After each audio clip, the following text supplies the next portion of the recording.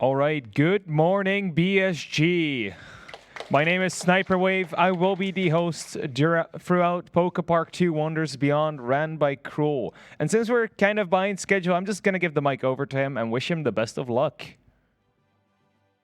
Okay, thank you, Sniper, and welcome everybody to PokéPark 2 Wonders Beyond. At Tech, it's a 4x3 game, so you might want to get on that. But yeah, let's just get started either way. So this one, as you can see, it already has 0 playtime. Okay, there you go.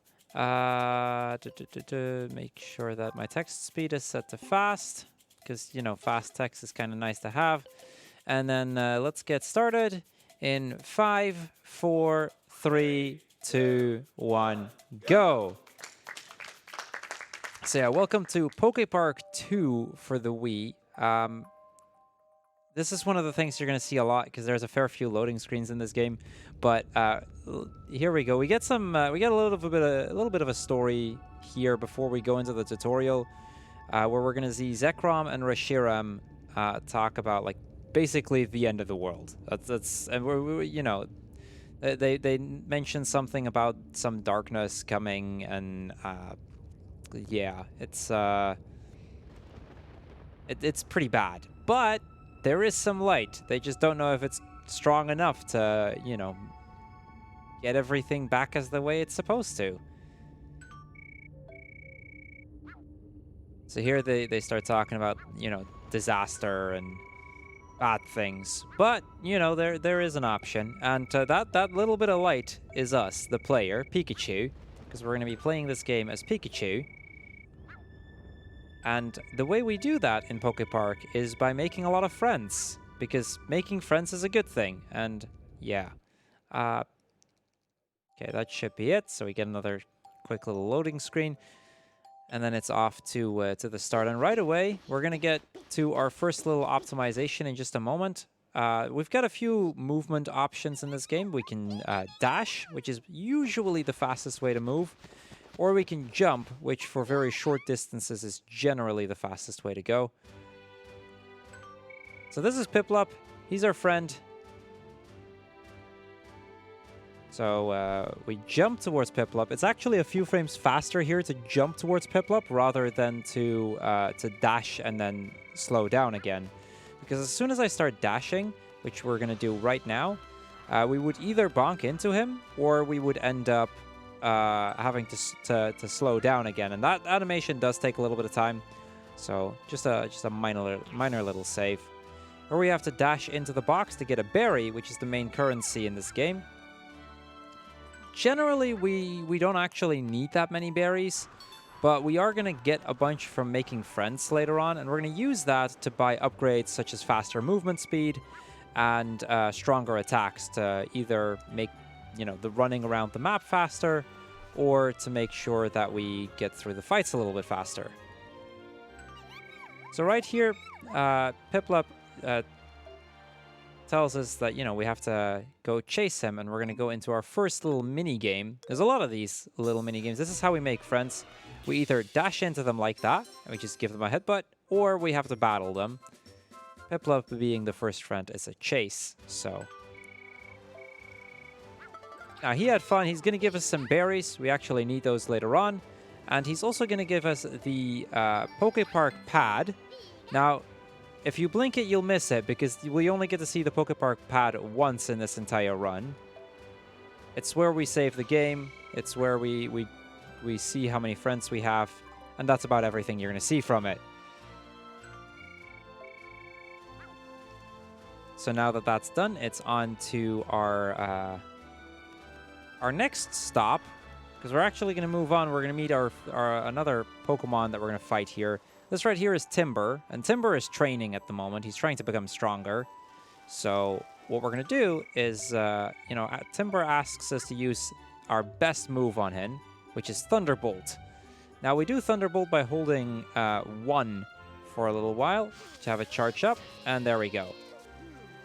Now, this is actually one of the differences in the tech between PokéPark 1 and PokéPark 2, because in PokéPark 1, you actually use the A button for it, and you just instantly use Thunder, whereas here, there's actually a little bit of a charge-up time, so to speak. Now, Timber challenges us to a battle, so let's go fight him. We're just going to dash into him, use our attack like that,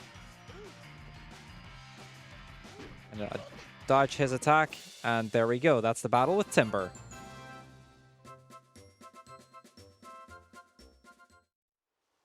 So Timber, again, he gives us some more berries, and we're tough, so he likes us, because, he likes tough Pokemon. So now we're friends with Timber.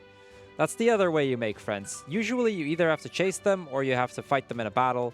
Sometimes there are some other quests, and there are some quizzes and the likes. We'll actually get to see a quiz towards the end of the run, one of the last areas.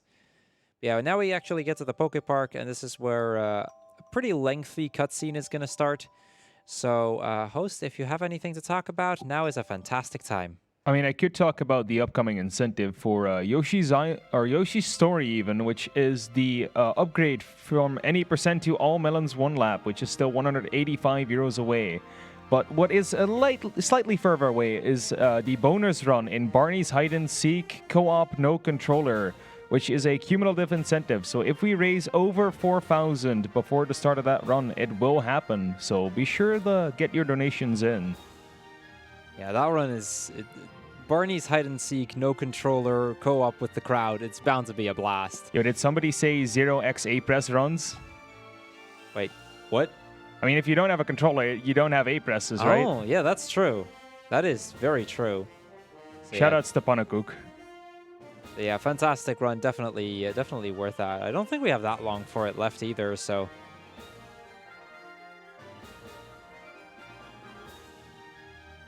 Yeah, we basically get to fly through all the parks real quick. It's kind of going to give us an overview of what's to come. Because all of these places we have to visit, and this is actually the one we're going to start in. This is Seasong Beach. Now, in order to progress through a lot of the parts, we have to make a certain amount of friends. And the more friends you get, the easier it is. So there'll actually be a few places where it'll be a little bit difficult for us just because we don't have a lot of friends. But as we get to Seasong Beach, Piplup actually sees a bit of a gathering of Pokemon over there, so he's going to check out what's going on. I can't actually move while he walks there. For some reason, you're just stuck in this camera until he actually arrives. And now we can finally dash over. It's the only instance in the game where that's the case. So we go here, we triggered the cutscene, and Krokorok is telling us about Wish Park. It's only 10 berries to get there, and there is it's supposedly a lot of fun, and there is all-you-can-eat free cake. Now, we've had Portal this week, so you know the cake is a lie, but here we actually get all-you-can-eat free cake. So I'm a fan, so we decide to head over there as well. Let's try to pick up that berry along the way. I don't really need it, but, you know, gets us a little bit closer to what we need. And as we run here, we're going to meet up with another Pokemon, Oshawott. Now, we'll run across all Gen 5 starters over the course of this run, and this is the first one we're going to see. So he finds us suspicious. He calls us Mr. Lightning Tail. So Piplup tells us that we are his friend, and we're on our way to Wish Park. And Oshawott asks us to give him 10 berries, and we're like, yeah, no, we're not going to give you any. And then Oshawott's going to run off again. Bye, Oshawott. So, off to Wish Park. Now, Wish Park is locked behind these somewhat magical doors, I guess. And it actually takes the power of friendship to open up these doors. So, but Krokorok is going to open it for us. So here, this time around, we don't actually have to worry about it. But we do have to pay 10 berries per person, so 20 berries total. And here we see the park open up for us. Now, in just a moment, we're actually going to come up on what is probably the hardest minigame in the entire run. You'll see this is stupidly difficult, but you know, we should be able to get through it. Yeah, first we're gonna warp into the PokéPark. We see Pikachu float through the portal in these loading screens, and this is the first part of Wish Park. Now, Wish Park contains 4 parts. We're only one of these parts is accessible to us right now. But towards the end, we'll actually have to reunite all 4 of these parts in order to, you know, save the world, basically.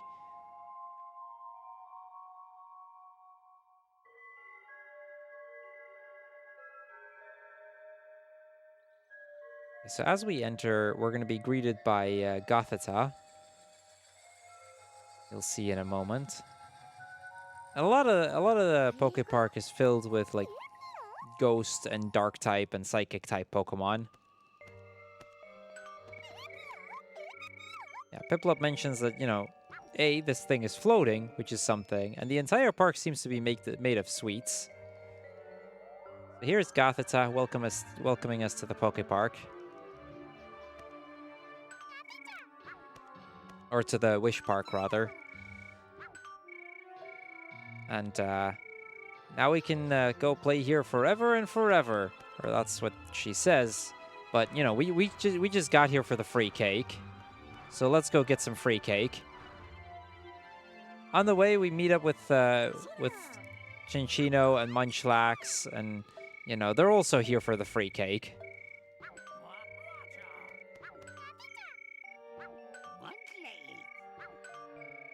Munchlax asking about the cake, and Gothita mentioned that the cake is at Cofagrigus' attraction. So we're gonna have to play this attraction first in order to get the cake. And you'll see, especially the first round of this attraction, it's really, really difficult. But yeah, here we see Cofagrigus.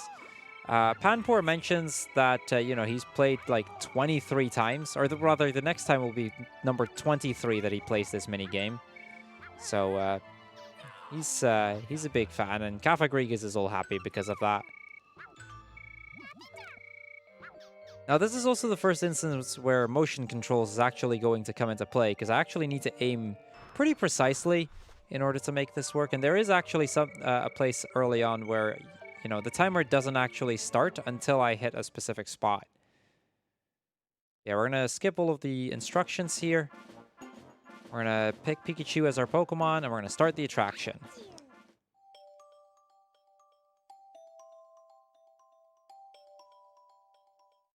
Okay, so this is Cofagrigus' attraction, Cake Contraption. Okay, so now the timer starts, and you'll see how tough this game is. There we go. We just have to enjoy the music for about a minute. So, host, if you have more to talk about, go ahead, because we're just gonna sit here. To get back to you on those incentives, we are only 2 runs away for the Yoshi Story incentive, which is gonna happen at around 9 to 10 p.m. or a.m. even, and Barney will happen around 3 p.m. So Barney's still at 4,000 total. We're 595 away. We can do it, chat. I guess there's more things to talk about since things are still popping up on the screen. We would like to thank ESA for supporting the event and for allowing us to stream on their channel. And you can actually consider to help out both the events by subscribing to the ESA channel. You'll get access to both the ESA and BSG emotes if you do so. Also, if you have Amazon Prime and you haven't linked it to your Twitch account yet, you will get access to Twitch Prime, which gets you a free subscription token for every single month. So if you want to consider using it here, then that'd be amazing. Okay, so that was obviously a very difficult mini game. We actually got a perfect score there. So, quite something right there. How does he do it? Yeah, it's... No, we actually do have to play it next time. But the first time around, for some reason, the story goes on even if you get 0 points. So we don't really have to go for it. Now, Panseer comes up to us and mentions that everybody who's been eating the cake has been behaving oddly. And we look around and we see a lot of Pokemon completely in trance of this cake. And then Cofagrigus is going to suggest we take a bite first before we judge. And he's force-feeding it to Panseer. And now Panseer is completely obsessed with the cake as well. But yeah, there's clearly something wrong here. But before he gets a chance to do that to us, Oshawott shows up. He's been investigating all the Pokemon that have gone missing. And his investigation has led him here to Wish Park.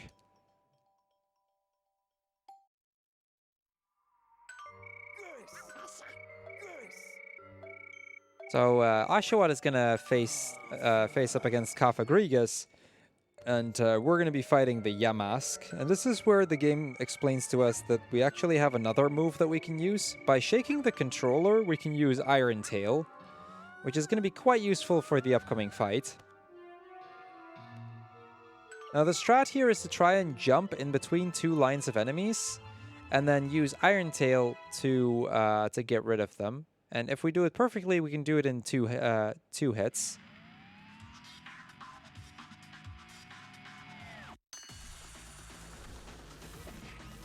No, missed it. So it's going to be 3 hits. There you go. That's the fight. That was still a pretty good fight. Like, it was... I was slightly too far to the right to be able to hit all 4 of them. So we had to do an extra hit, but it wasn't too bad. And now somebody from the sky seems to talk to him. And Cofagrigus asks his master to forgive him. He's clearly very scared about that, and then this happens. So we're gonna get chased down by these very big hands. You may have already guessed which Pokemon that is. If not, I'll keep it a secret a little bit longer. Yeah, this is our escape sequence. It's just a cutscene, so we just have to wait as it happens. But just as we get to the gate, something unfortunate happens here.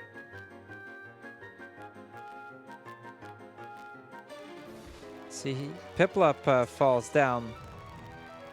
The hand manages to block us. There's plenty of room to walk between those fingers, but for some reason Piplup felt the need to just push us through, and now Piplup is stuck in the Wish Park. Now our friend has gone missing. We need to go find our friend.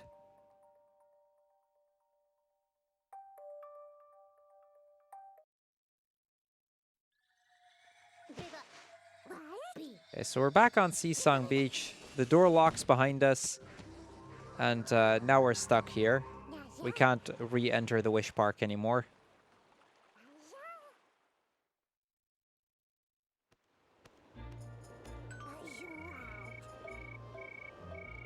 Now Oshawott starts to wonder about how we're going to open up this portal. And through that, we get the idea, maybe we should talk to Samurott, the keeper of this park. See, every area has a Pokemon that's considered the keeper. So basically like the protector of this specific part of the park. And for this part, it's going to be Samurott. So we're going to go over to Samurott and talk to him, see if he has some ideas as to how we might be able to get Piplup back.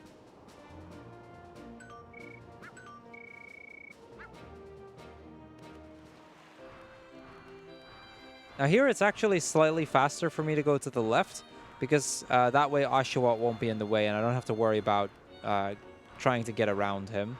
Distance-wise, it's the exact same, so it doesn't really matter too much. So here we meet Samurott, and Oshawott's going to give a report about what he's discovered about the Wish Park and the portal that's at the beach. Now Samurott will suggest that he might need some help, or that, you know, he could probably use our help with this, but Oshawott is not very fond of asking for help. He can do this himself. So before deciding, he's going to test our strength against us, and we're going to go into a battle with Oshawott. And if we win, he'll let us help him.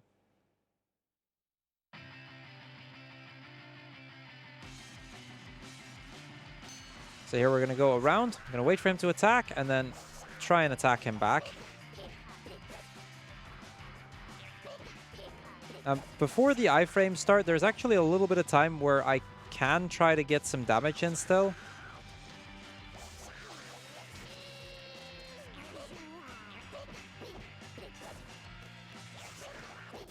And there we go, that's Oshawott. That's a somewhat slow fight, but we made it work. So now Oshawott concedes, and he's going to become a party member for us. And this is actually the first point where we can actually start switching party members. We'll have 4 total party members over the course of this run. Oshawott's the first one's going to join. And that way, because of that, the game doesn't actually call it a friend, but rather a pal, because he's gonna be part of our team. Now, Oshawott's actually the slowest character to walk around with, so we don't actually see Oshawott that much in the overworld. But he's the only one that can swim, and he's also the strongest one in battle, so we'll actually be using Oshawott quite a lot for battles. So here we have to first switch, rather than first walk up to the water and then switch. Otherwise, a cutscene will play telling us again how to switch Pokemon. And we're going to go over to Alomomola and talk to him.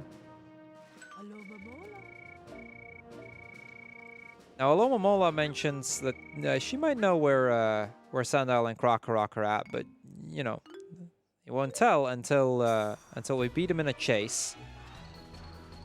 And there we go. That's the chase with Alomomola. Now, ideally, you wanted to hit Alomomola directly, but if you barely miss it, you can generally go around it and still get it pretty quickly. Now, Alomomola mentions that Sandile and Krokorok, they actually went over to Cove Town. And we can get to Cove Town by following the end of the tunnel, going all the way up the hill. So that's just what we're going to do. Now, there's basically 2 paths I can take here. I can either go back to the beach on my right, basically, or I can go all the way around swimming and then get to the beach on the other end. And it's going to be a little bit easier for me to just swim around here. So we're going to do a little bit of swimming. We get to see Oshawott get some screen time. And then we're going to hit the beach over there. Now, you also may just have noticed that a new Pokemon spawned. As you make more friends, more Pokemon can start spawning, which you can then befriend even more. We're actually not going to befriend that many, because we don't really need to. But there is also the Old Friends category, which is quite a bit longer than this, and it's all about, you know, trying to befriend every Pokemon in the park. Now, Timber mentions that in order to get to Cove Town, there's a little bit of an issue because well, the cave collapsed, and he's going to need his tools in order to do that. And the tools can be found in the lighthouse. Now, on the way to the lighthouse, we're going to try to make another friend, and this one's actually a little bit RNG heavy because I need to find a pat rat. I hope there's a pat rat over here somewhere. Okay, I'm seeing the pat rat over there. They're a little bit further away than I'd like, but at least it's still on the way. So we give Pat Rat the beach ball back, and now Pat Rat becomes our friend. Pat Rat is the only friend that we're going to get along the way that isn't a required one in order to open up the doors, but this one makes opening up the door in this first park quite a bit easier. And since this is actually one of the harder ones, it's kind of nice to have, especially in a marathon setting. Because every time you fail to open the door, you lose about 20 to 25 seconds, so we want to avoid that.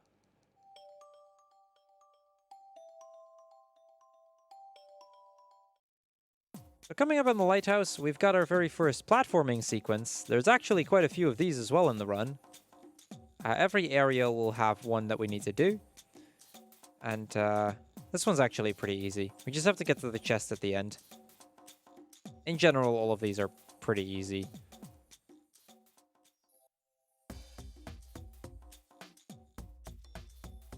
So we also have these are, or there is a timer for this part, so we only have so long to get to the chest.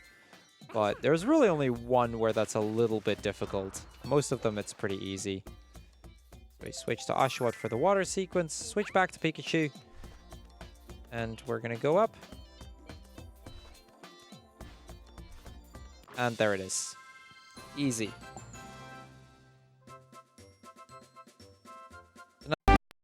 Can go give it to Timber, and once Timber has the hammer, he can fix the tunnel, and we can walk up. Now, on the way to Cove Town, we're also going to pick up an extra chest, just for our berry management, and then in Cove Town, we have to go fight Krokorok and Sandile. And I guess while we're making our way there, Sniper, if there's anything you want to talk about, go ahead. Okay, well, we don't have any donations yet. You can consider using your Twitch Prime on this channel as well. You'll be able to both support ESA and BSG and get access to both emotes. Also, be sure to stay updated with our events by following us on Twitter and Instagram under the handle BSG Marathon. Get a behind-the-scenes look of events and stay up to date with the latest news on our marathons, events, and more. We would also like to thank Nintendo Core for sponsoring prices. Nintendo Core is an online store that sells Nintendo goodies and all sorts of other merch. Be sure to check them out at nintendocore.org. Yes, here's that chest that I was talking about. We're going to pick that up. It contains 100 berries, so it makes the berry management for later a little bit easier. We'll use that to buy a speed boost, which is just going to mean that we're going to be able to run around faster later on. So right here we've got the transition to Cove Town, now that we've made it all the way up the hill. And in Cove Town, this is where we're going to find the Sandile and the Krokorok. Now, as we get into the battle, the game mentions something about type effectiveness. You see, Sandile and Krokorok are both ground types, so our electric attacks won't actually really do anything. So instead, the game suggests we switch to Oshawott because that's a water type, and that way it's super effective. It's just a little way that the game implemented type, or the same type effectiveness as from the main series games into this this little side game. Okay, so here we go. Talk to Krokorok.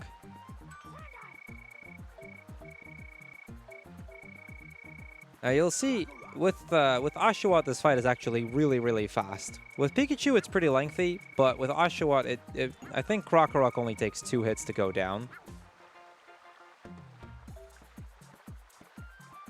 So here they tell, you know, about how our electric types won't do anything. We get to fight Krokorok. Now immediately as we start the fight, I'm going to shake the controller to do our Razor Shell move. There we go. You see right away that does like 50% damage. And another one, and that's the fight. So that's the quick kill on Krokorok right there.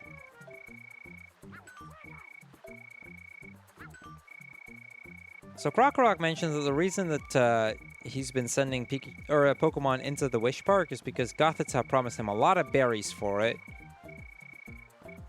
And he also tells us that in order to open the door, we need to have friends. And the more friends, the easier it is. And with that good a fight, you know, Krokorok decides to also become our friend. So now both Krokorok and Sandile become our friends. Now there's one more friend that we're going to get along the way before we're going to open up the Wish Park. But first we're going to go back to Seasong Beach. You might have already seen the Raichu running around here. Once you befriend Raichu, I can use Raichu to make Pikachu stronger in battle. We're not going to do that because we only need to really upgrade Oshawott, since that's our main fighter throughout the run. But there are categories where we do actually upgrade Pikachu as well, especially in the Old Friends run.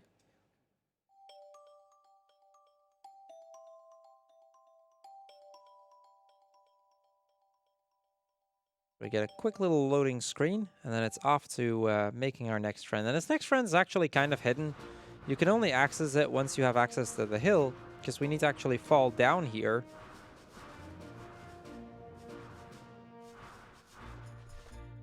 There's Petalil. So here we're gonna talk to Petalil. Petalil is another chase, but Petalil mentions, you know, Petalil is it's pretty slow, so it's only gonna give us 2 seconds to finish this chase. And that's it. That's the entire chase. I actually got pretty unlucky there because he moved slightly further to the left, because of which I had to angle my my movement a little bit. That's actually one that you can lose pretty easily if your angle is just slightly off. So now that we've befriended Petalil, we're going to fall down here. And we're going to go to one of the hardest things that we have to do over the course of this run, and that's opening up these doors. And this is genuinely pretty difficult. To open up a portal, you need the power of friendship, and the more friends you have, the easier it gets. Now we only befriended a handful of Pokemon, so this is pretty tough. So I'm gonna actually have to focus here for a moment. Essentially, all I have to do is shake the controller, but because of how few friends we have to shake the controller a lot to hit enough friendship points. But here we're gonna greet all of our friends coming in. We got Patrat and Patalil, and the Krokorok and Sandile and Timber. Alomomola is there as well. Okay, here we go. We have 15 seconds for this.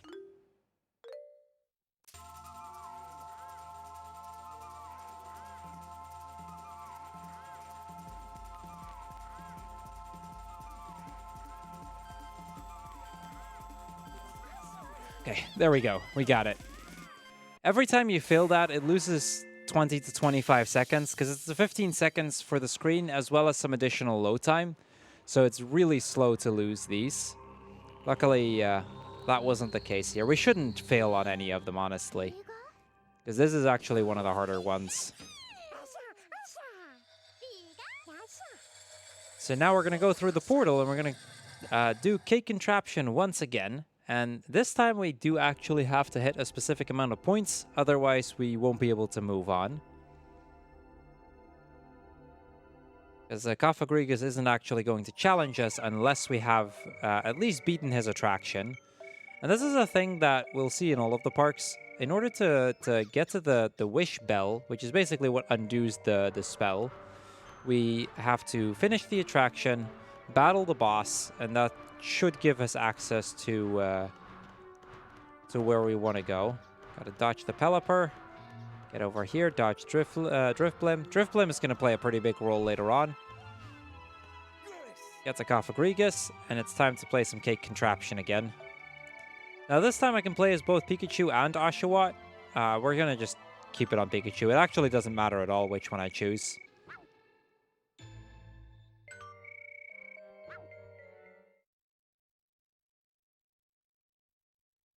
So here we're going to go into Cake Contraption. We need 30,000 points in order to succeed. So let's see how many we can get.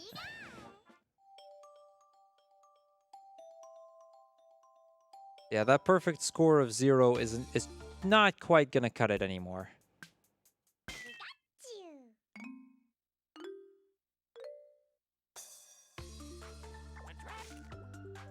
So each pet rag gives 100. The red ones give, I believe, 300, and the gold ones give 1,000. After this first sequence, however, we won't quite have enough points yet. So we'll actually go into a second sequence where Pokemon are throwing up some stuff so that we can make the actual cake. So I actually don't really have to hit all of the Pokemon here. I just need to get some points.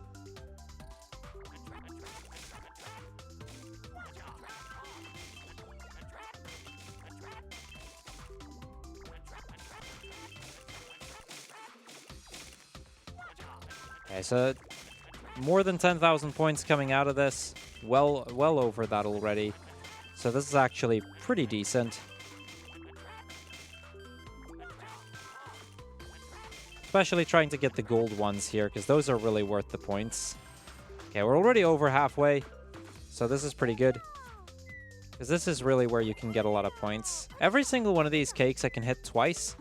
So basically what I do is I try to hit it and then hold my controller up just a little bit in order to get the second hit right after.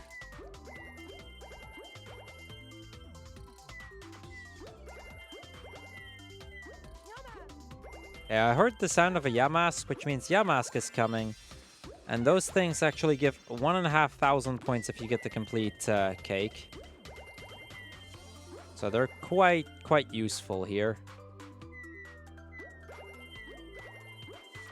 It doesn't matter if I drop a few of these droplets. They're actually not a big deal at all. Got Vanillite with another golden one. We actually already have enough points at this point, so... But I always kind of like to see how far I can get in terms of points.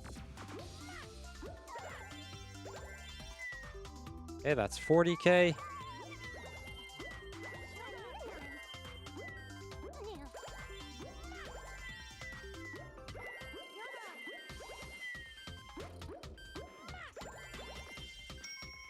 Okay, 52,000 points. That's pretty good, actually. It's a pretty good score. So that is getting pretty close to double the amount of points that we would actually need in order to clear this attraction, so easy win right there.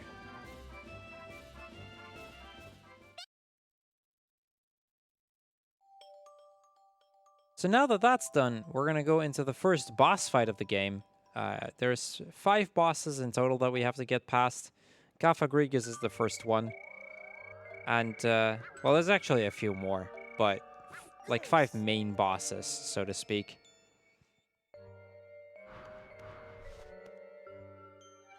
So, Cofagrigus we're actually going to just do with Pikachu. At this point, Oshawott doesn't have any upgrades yet, so it's about as strong, and Pikachu is a little bit easier for us to deal with the first phase of this battle.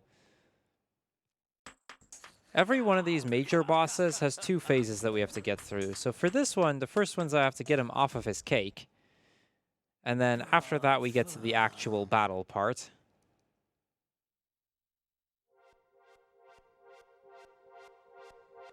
Okay, so the way we do that is we're going to go 2 full dash attacks into the cake. Then we're going to jump to the right to dodge his attack. And we're going to do the same thing again. And that's just enough to get him down before the Yamask's attack would hit you. And that gets you a 10-second kill, which is the fastest you can get. At least I think 10 seconds is the fastest.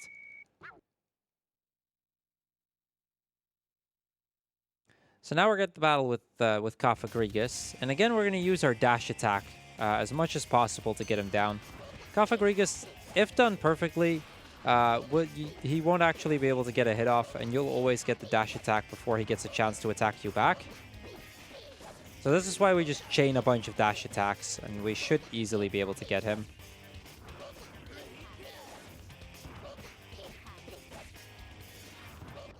And there we go, that's Cofagrigus.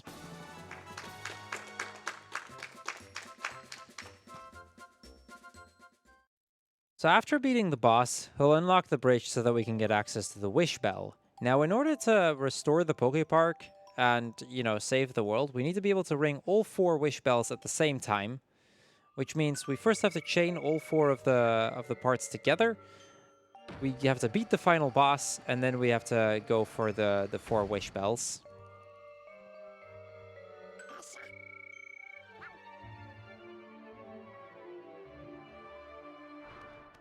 Okay, so here we go. We're going to just dash across here, jump up here, jump again, up to the wish bell, and ring it.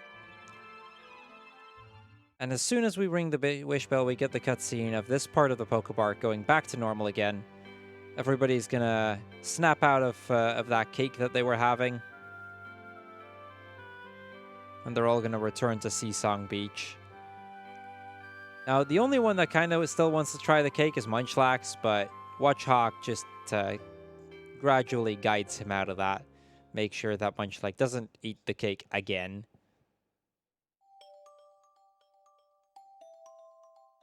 Now we get a little bit of an awkward movement after this. We now have to go back to Seasong Beach as well, but the easiest way to do that is actually for us to turn back after this cutscene. So Cofagrigus mentions that Piplup is in another zone, and he mentions something about the 4 zones and the master, and about the bells and the other 3 attractions. And then, well, we see this one show up here. Gotharita. Gotharita mentioned that he's already talked way too much about this, and she's going to be teleporting Cofagrigus to her master.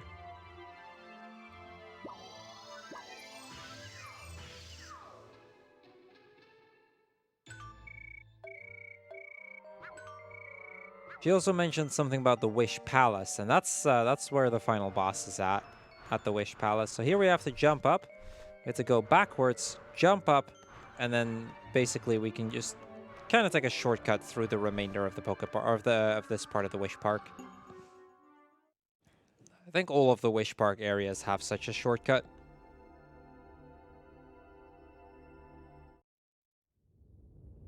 So Oshawott suggested that we go to Samurott, but before we do, as we go through the portal, we get to see Reshiram again. I believe this is a vision that Pikachu is having of a white Pokemon there.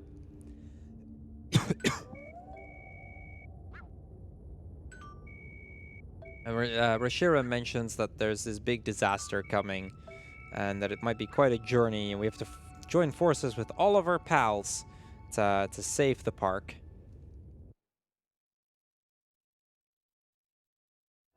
Now, unfortunately, this cutscene is actually like hard-coded between 2 loading screens, so we once again get a loading screen as we get back to Seasong Beach here.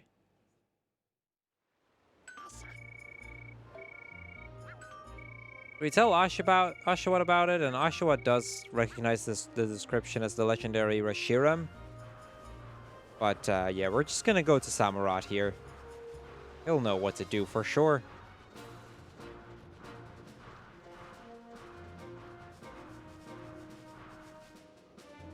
Now, as we get there, or on the way rather, we also meet Drifblim, and Drifblim wants to help us out on our adventure. You know, he's grateful for helping us, or for helping him. So he's gonna allow us to fast travel between the areas of the PokéPark. Now, this does cost us a couple of berries, but it still saves a lot of time to use fast traveling. So very worth it. We're gonna be using that quite a bit. But first, Samurott. So Samurott asks us to continue our investigation in the Arbor area. And the Arbor area is actually known for its fantastic attraction, because that's where the best part of the game is at. But we still have to get there first, so that's just before the next major boss. But in order to get to the Arbor area, we have to talk to Crocodile, or no, yeah, Crocodile, and he's in Cove Town. So we're gonna use Drifblim to get to Cove Town. Well, actually, in this one, it doesn't cost me any berries. That's PokéPark 1. I'm confusing the two. He's actually going to give us a free ride to Cove Town. Past the first time that you use the fast travel, you can actually skip this cutscene as well. So it becomes even faster to travel between the areas. The only time when we can't do that is after we've been to the Wish Palace for the first time, because then there's this. Well, you'll see. I'll not spoil it just yet. Okay, so here I actually have to double check to make sure that I get the correct upgrades.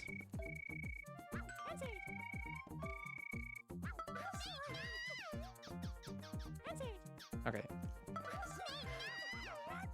But yeah, we get to befriend the elemental monkeys here. Panpour, Panseer, and Pansage. And we're going to befriend 2 more Pokemon before we're going to head off both Dewott and Blitzel. Blitzel is where we upgrade our movement speed, but we're not going to do that quite yet.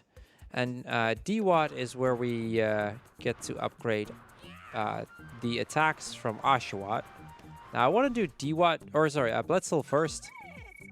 And the first thing that Blitzel teaches us is the Shake Sprint. And we actually need the Shake Sprint for one of the next pals, or for the next pal that we're getting, basically. So this is a little bit of an RNG heavy chase. So we have to Shake Sprint. Okay, that was really good, actually. That was only 3 seconds. That chase can easily go into 20 seconds if you get unlucky. So getting that within 3 seconds is really good. So now we don't have to worry about Blitzel anymore. But of course, in order to learn Blitzel's fast-moving options, we do need to pay him some berries. So we're going to get to Dewott. I was slightly too close to switch. We're going to switch to Oshawott. And this is one of the harder fights that we have to do, because Dewott is actually pretty tough. But Dewott is going to teach us in the way of the Watt. So we have to beat him with Oshawott. Now we do actually have to beat Dewott with Oshawott. We can't do this fight with Pikachu. So we wait for him to attack. We walk around. And we try to get the fight done there. Be kind of careful that I don't hit Audino too much. Okay, so I actually did get an extra hit in there, so that's nice. That should mean that I should be able to now finish Dewott. There we go. That's Dewott. Now we're going to use Dewott right away to get the Dash Combo 1 upgrade, which means that my Dash Combo will do just a little bit more damage than it did before. The Audino next to us, we're going to have to befriend Audino in or we're going to get to Audino in a little bit as well, but Audino is the Pokemon that will increase your HP, which isn't actually going to be relevant in this run, because we don't really need those HP upgrades. Nor do we have the berries for it, for that matter. Yeah, the Dash Combo's power level is now up, and with that, we're gonna go find Crocodile. Do we have time for a couple of words? Yeah, by all means. So in about 3 hours from now, we will be starting the Yoshi Story run. But instead of any percent, you can still make it an all melons 1 lap run, which is still 178 euros away. And aside from that, there is also a color bit war, where pink is in the lead with 50 over blue, which has 5. The Crocodile mentions that he won't give us access until we beat him. But before he beats us, he wants us to get Audino, you know, in case somebody gets hurt. That's clearly his intention here. So, we go talk to Audino. We convince Audino that Crocodile wants to see us. And she'll be on the way as well. She's going to actually follow us, but it doesn't matter if we just rush there.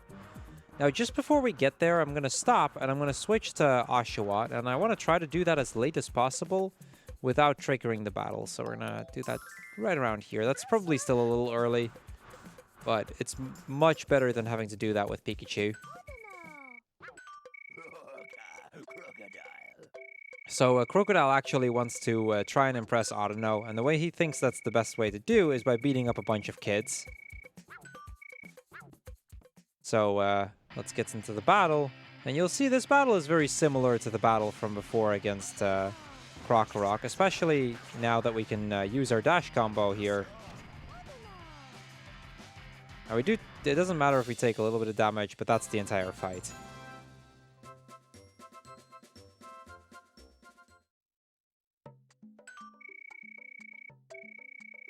So he's going to admit defeat. And, well, his pride is gone a little bit, but he's going to open up the gate for us. Gonna make sure that I don't forget to make any friends in the next area. The friend routing in Arbor is a little bit awkward because there's a few Pokemon that we want to befriend that are on the way and that are easy and that you'd expect to get, but there's also a few that aren't exactly like the first ones you'd expect, so to speak. But first things first, we're gonna switch back to Pikachu. And off to Arbor we go.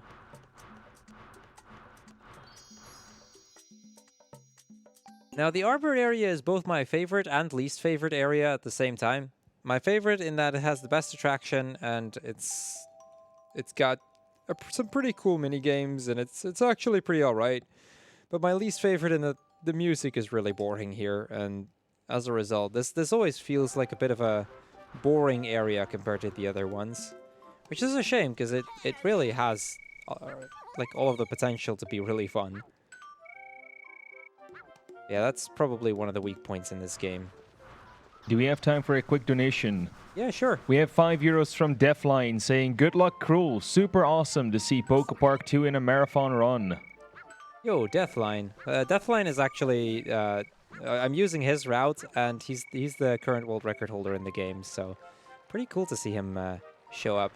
So we meet up Snivy for the first time. Snivy is you might have already guessed, but she's going to be our next pal. But before we do that, we're going to talk to Magikarp here. Magikarp is in a little bit of a sorry state here, stuck on land like that. Asks us to knock him back into the river. There we go. Now we befriend Magikarp.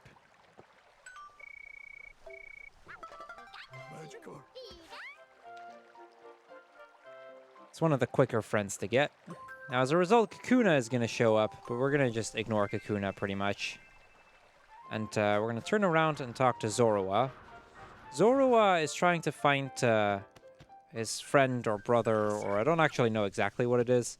Zoroark, okay, friend, who's gone missing recently. He went into the Wish Park, and since then he's just disappeared. But the poster is ripped, so there's not actually any way that we can get to the other side. So Snivy comes up all smug that, you know, Snivy might tell us where it's at. But Snivy wants to join the investigation. Because Snivy's been bored, basically. Now, first and foremost, we have to find Whimsicott. And I actually have to be a little bit careful because there's a Mankey around. And if you hit the Mankey on the way, it immediately triggers a battle. That actually happened in my PB. It was kind of a shame because it actually loses you a good couple seconds. So Whimsicott mentioned something about the berry party, and that part that was missing has actually been used as the invite. It's been given out by Queen Superior, so now we need to go find Queen Superior. In order to do that, we're going to go past this bridge. We're going to talk to Bisharp. And Bisharp won't let us pass. We're not from the Arbor area, so we have no right to do so. But then Snivy shows up and tells us that, you know, Bisharp should let us through. And since Snivy's the princess, well, easy said right there.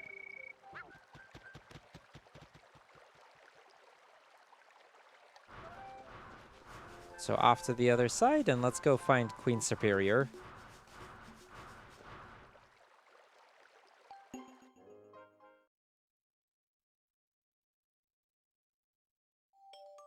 Quick little loading screen. Now, there are some Pokemon on the way that we're going to befriend, but we're not going to do that immediately. Because we actually want to wait until we have Snivy in the party. Snivy has the advantage of being the fastest of the characters that we're going to get. So we'll actually be using Snivy quite a lot throughout the run.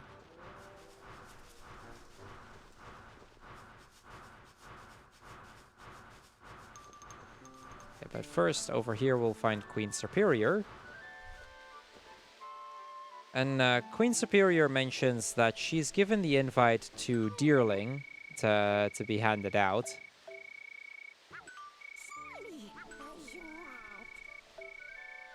Now, Superior already knows who Oshawott is because of the other area, basically.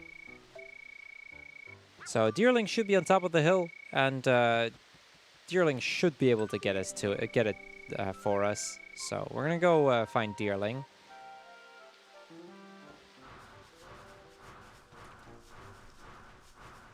Now over here we can jump into the water and get to the island in the middle there, where we actually will be able to find a chest with 200 berries, which is quite useful at this point to be able to buy the speed upgrade for later. So off we go. Switch to Oshawott. We're going to jump on here. We're going to get the chest and then immediately jump back in the water. We're not actually going to get out in the same part where we came in, because there's a little bit over here where we can get up, and that actually skips at least a little bit of walking around. Back to Pikachu right away, and off we go to find Deerling.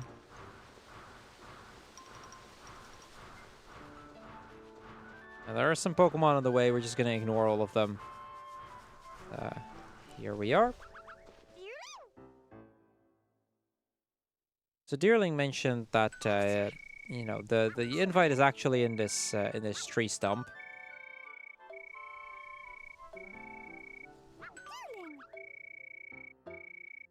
So I got stashed here. We can try to get it, but Snivy suggests tagging along, and I'm okay with that.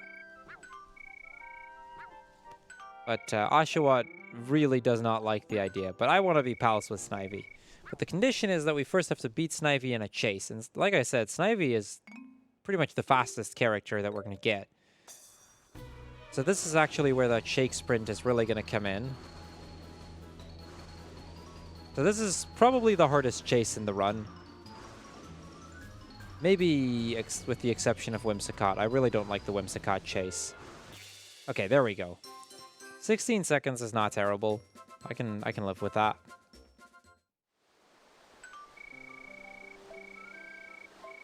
Okay, so now Snivy is going to join our party. And like I said, we'll be using Snivy a lot throughout the run just because of how fast it is. Snivy also has the ability to do sort of a double jump, which is actually going to come into play here as well. Several of Snivy's ability basically come into play in this stump right away.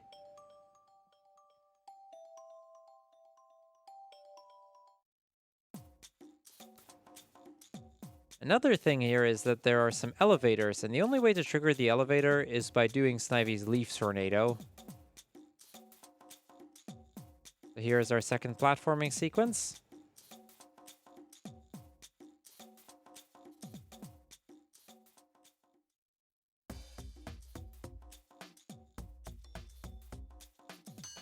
Now right away I'm going to switch to Snivy here. We're going to use the double jump to get up on these platforms. Switch to Oshawott because we need to do some swimming. Switch back to Snivy. I'm going to attempt to get on the elevator right away as we get through here. No, I missed the jump. Okay, so by shaking the controller, I can do the Leaf Tornado. Okay, we made the cycle. Barely made it, but we actually made the cycle. That cycle is pretty hard to make, so kind of happy that we actually successfully got it. I think that's the first time I've actually gotten it in a run.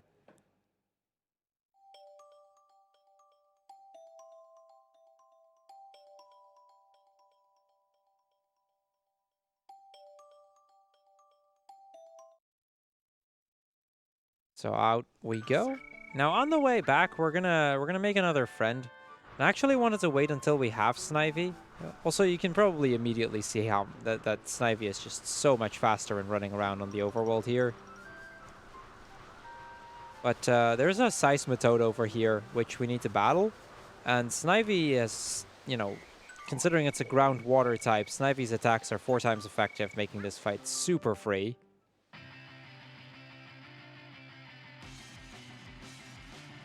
We're just going to charge at it, and that's the fight.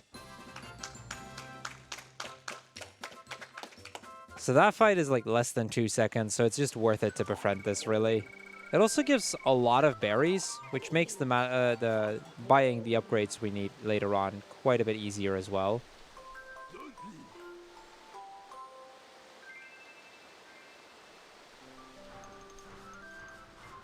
Now, we don't quite have enough friends yet in order to be able to open up the gate now that we have the invite. So we're going to actually make some friends before we start opening up the gate.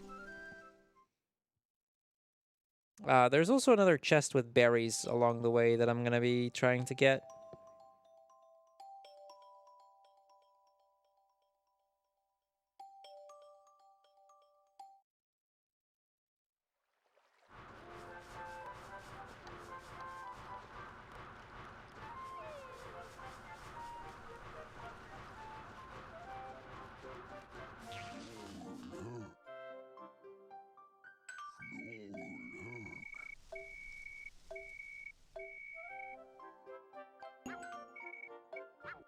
So first things first, we're going to go talk to Snorlax. Cottony was missing, and we were asked to find Cottony again. And then immediately Cottony shows up, and we have to do a chase with Cottony. And there we go. Pretty good.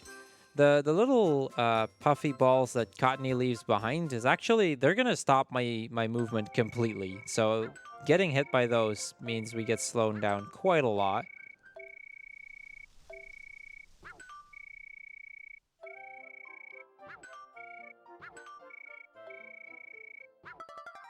So now both Snorlax and Cottony become our friend for that single chase. And this is why we want to go for this one, because it just gets us 2 friends, and it takes like 3 seconds if you do it well. So next stop will be Whimsicott, but on the way, we're first going to pick up the chest over there. That contains an additional 200 berries, so it's quite convenient to get. Requires a few switches, though.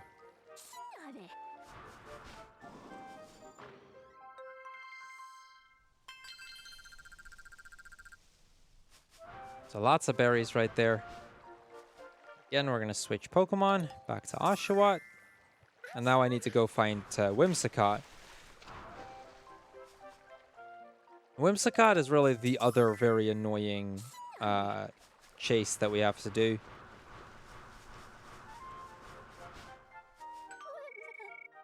But it is what it is, right? So here we go. Let's see if we can get Whimsicott quickly.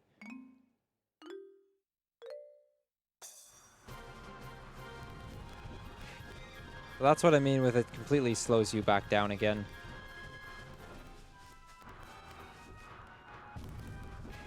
Okay, that wasn't actually very good. Might be able to get Whimsicott. Okay, I'm kind of messing this up.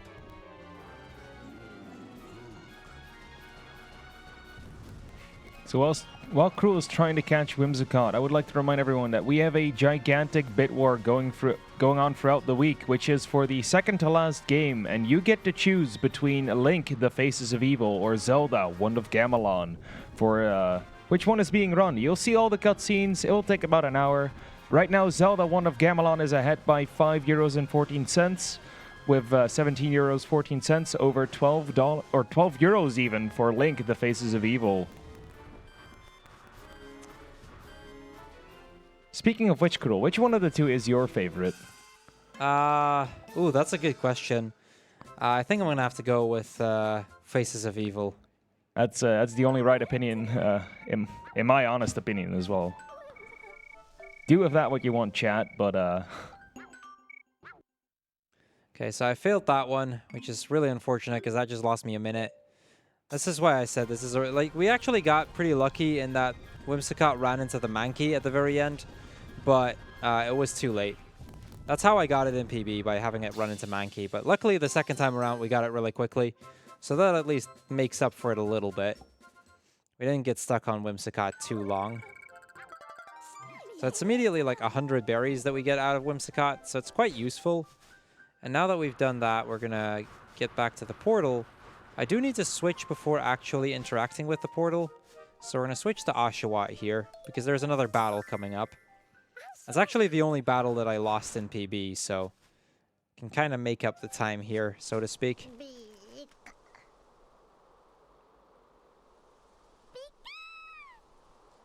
So the invite fits perfectly, but just before we go into the Wish Park, Bisharp and a bunch of Ponyards show up.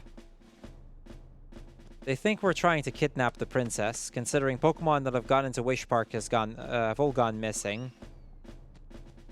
So they don't trust us, and they're going to stop us right here. Funnily enough, if you're Snivy, they will still very much fight Snivy. Doesn't really matter who you're playing as. But because steel types and grass types, you know, it's not a great matchup for us, so...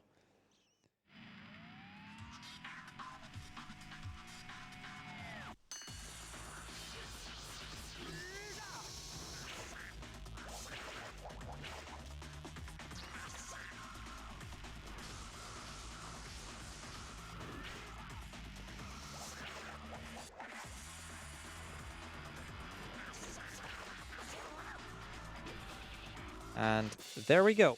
Pretty good fight. Didn't die, so that's something. So now that we've proven that we're strong enough, we, you know, it's all good. And it's time for us to enter the gate here. The Zoroark shows up. You know, he's been, because you know Zoroark is still missing. So let's see if we can get there, find Zoroark back for him.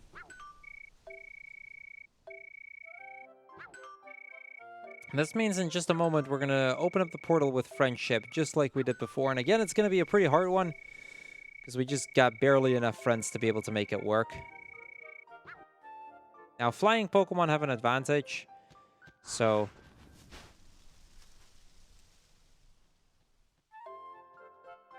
This is also why the Whimsicott kind of matters. Actually gets us quite a boost.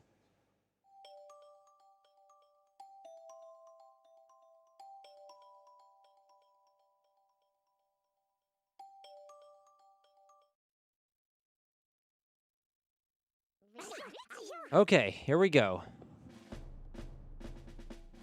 Now after this is where the random dancing starts to happen. We're getting pretty close to that. But first we have to open up this thing.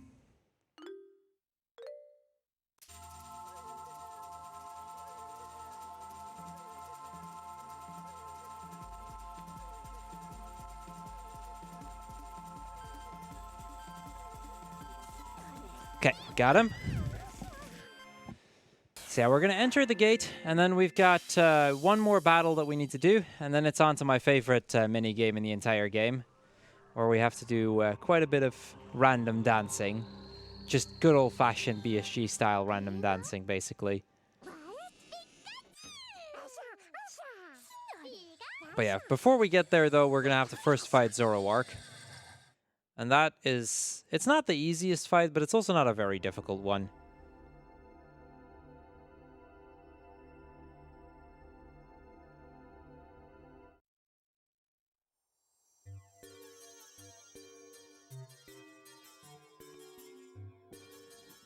Do we have time for some quick words? Yeah, sure. Because I would like to let people know that by donating to the charity, you'll be eligible for one of the amazing prizes sponsored by Nintendo Core. Any donation will get you a chance to win off the prize of the day, and will also give you a 3 times bigger chance for the grand prize. And for the grand prize, you actually only have to watch the stream.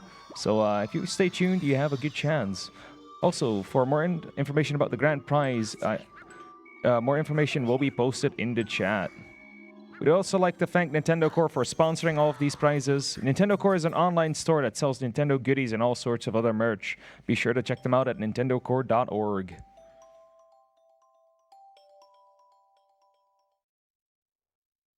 Okay, so here we get the fight with Zoroark. This is actually why we stayed as Oshawott, because this fight basically happens immediately as we get back in here. Gonna have to dodge the attack. For some reason, that's still a hit. That can happen sometimes. It's kind of annoying when it does. Okay, this is not a great start of the fight.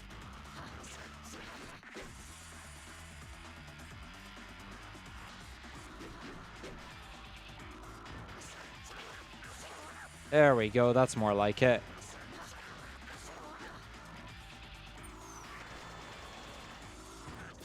And that's Zoroark. So it's kind of a shame that all of the people that wanted to join for the dance all disappeared, but in just a moment we're gonna enter the next attraction. And this is actually an attraction, like when I say random dancing, I say it mainly because this attraction actually does have a bunch of motion controls and whatnot. So we do actually have to dance around a little bit.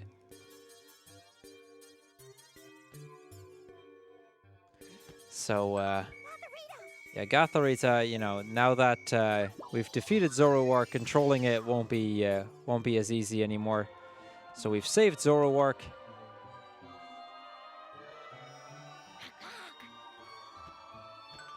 And now they're Zoroark and Zoroark can just get out, and you know, time for them to leave the Wish Park. We're gonna get 2 more friends out of it at least.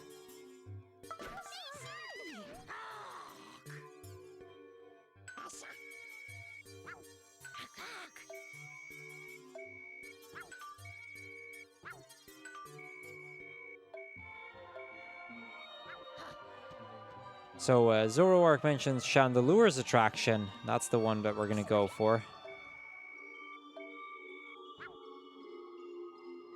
But first, we're going to switch back to Snivy real quick, as we do first have to get to the attraction.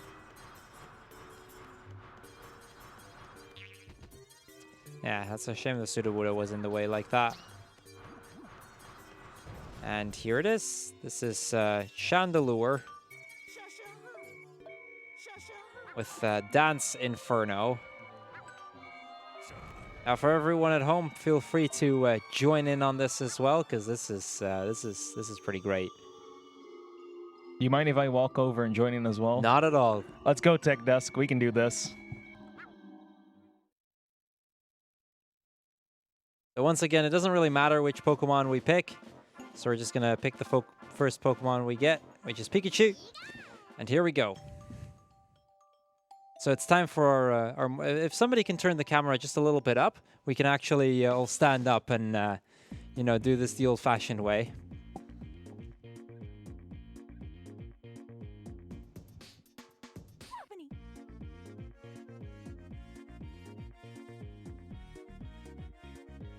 Somebody's messing up. I'll sit down until they fixed it.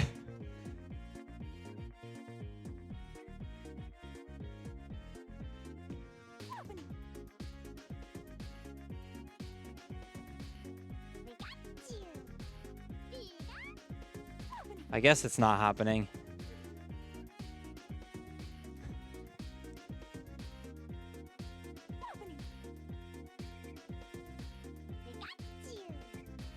Now comes the real action.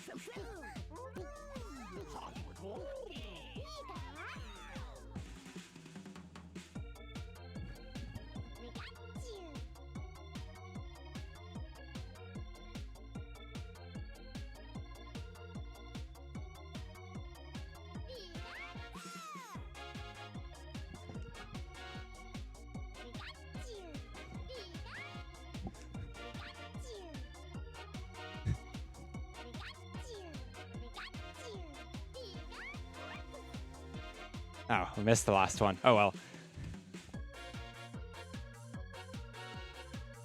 We can miss quite a few over the course of this.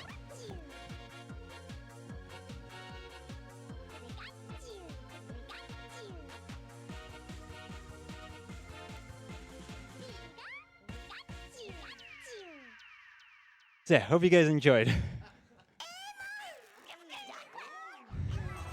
So yeah, 31,000 points, that should be more than enough to clear the attraction and move on.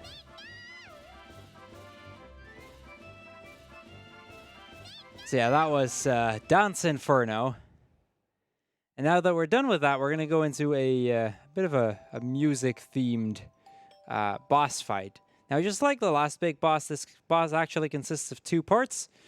In the first one, we have to fight a bunch of the music items, I guess.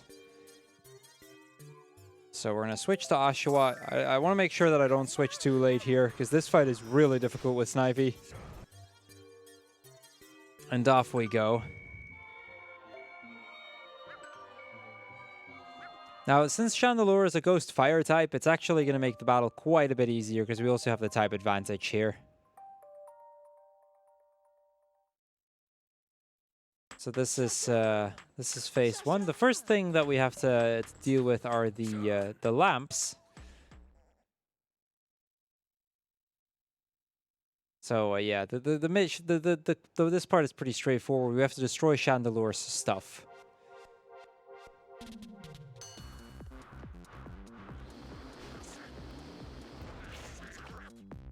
Yeah, that's the first 3.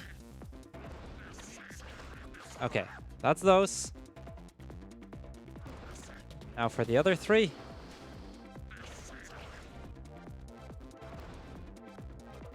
Now these boxes are gonna come towards us. They actually take quite a few more hits. I need to do a full dash combo on one of them to destroy it. Bit of a shame I got hit there. I dashed in slightly too early, so I'm probably gonna have to try and dodge this one. Yeah, I thought so. I knew there was a chance that I was going to get hit because I didn't get the full combo off. Now the last thing is the disco ball up here. Now this one we're actually going to have to dodge first. And once we have, we just turn around and we start doing dash combos into it. Okay, should be 2 full dash combos in already. And that's it. Okay, that's part 1 of this fight.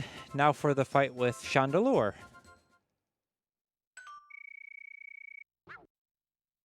Sure.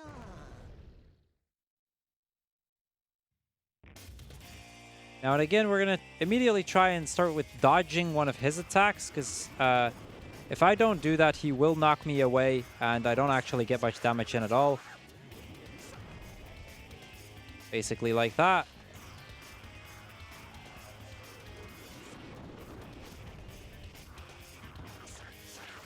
I'm going to try to get at least the bigger part of the dash combo off there.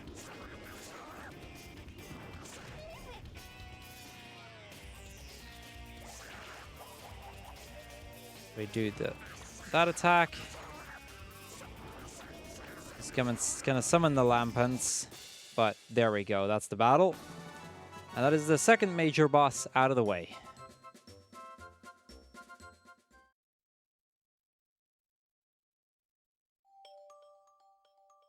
So just like before, we're going to be ringing the wish bell, and then it's on to the next area, because we'll be able to free all the Pokemon from the Arbor area.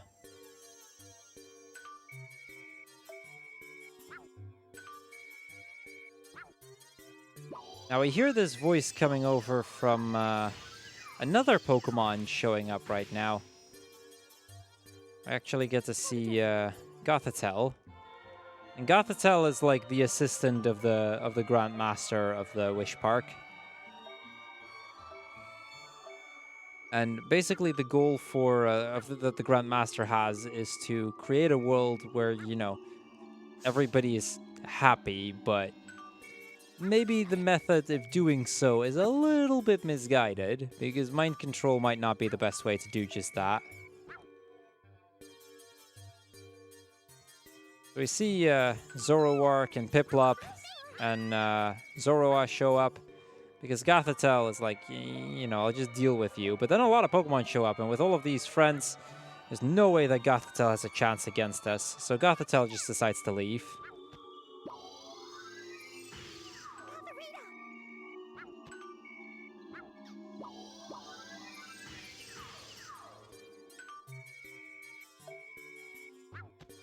Do we have time for some quick words? Yeah, sure. I would like to remind everyone that you are watching the Benelux Speedrunner Gathering. We organize bi-monthly events in the Benelux for speedrunners, and we are currently streaming our annual event live from Hotel Asteria in Venray, the Netherlands. We would also like to thank the EGA, or the Esports Game Arena, for providing us with gaming monitors for the event. The Esports Game Arena is home to a variety of on-site gaming events in Alphen aan de Rijn, including our BSG bi-monthly marathons. So here we switch to Snivy again just for the faster movement speed. And we ring the bell. And now all of the Pokemon that were forced into just dance forever are now free once again. So yeah, the first part of the Wish Park was all about cake, you know, having a lot of sweets, and now the second part was all about, you know, dancing. Does that mean the random dancing is over? That means the random dancing is over, Aww, yeah. so sad. So true, but yeah, not much we can do there, I'm afraid. Yeah, 2 more parts of Wish Park left, though. And Piplup here, you know, mentions that he's very glad to see us again, but he's actually not going to be leaving the Wish Park with us, because he's got stuff that he needs to do around here. Try and help the Pokemon of the remainder of the Wish Park. You guys are too late. The random dancing finished like 5 minutes ago. Even Tech just joined in. You missed it. It was great. Monka S.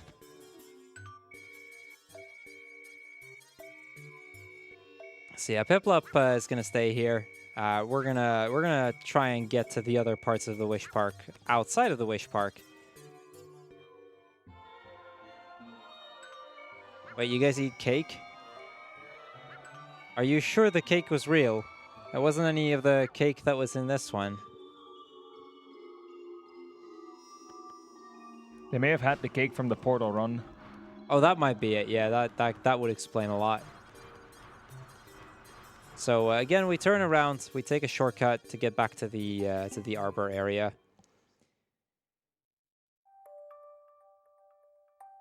Now, the next area is actually probably one of the... It always feels like one of the shorter ones. We do get to see the most difficult battle in the game in that area, because there's actually one fight that's really annoying to deal with. But overall, this next area is actually one of the easier ones. But before we get there, we get another one of those visions, just like we had at Seasong Beach, where this time we get to see Zekrom.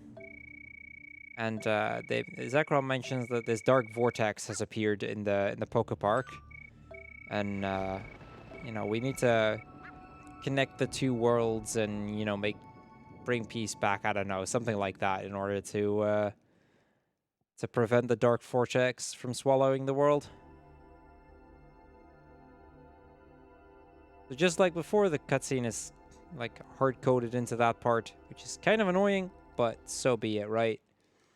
I'm gonna quickly check to make to see whether I needed any upgrades, because I think I did. Yeah, we do. We're gonna go talk to Blitzel in a moment to get some dash upgrades, make sure we can move around a little bit faster than we could before.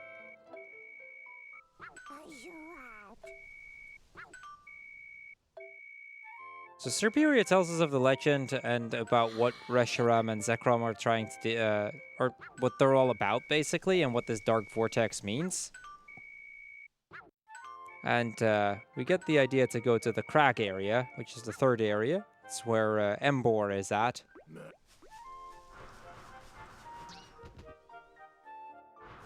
Onyard kind of getting in my way there. Not a huge deal, though.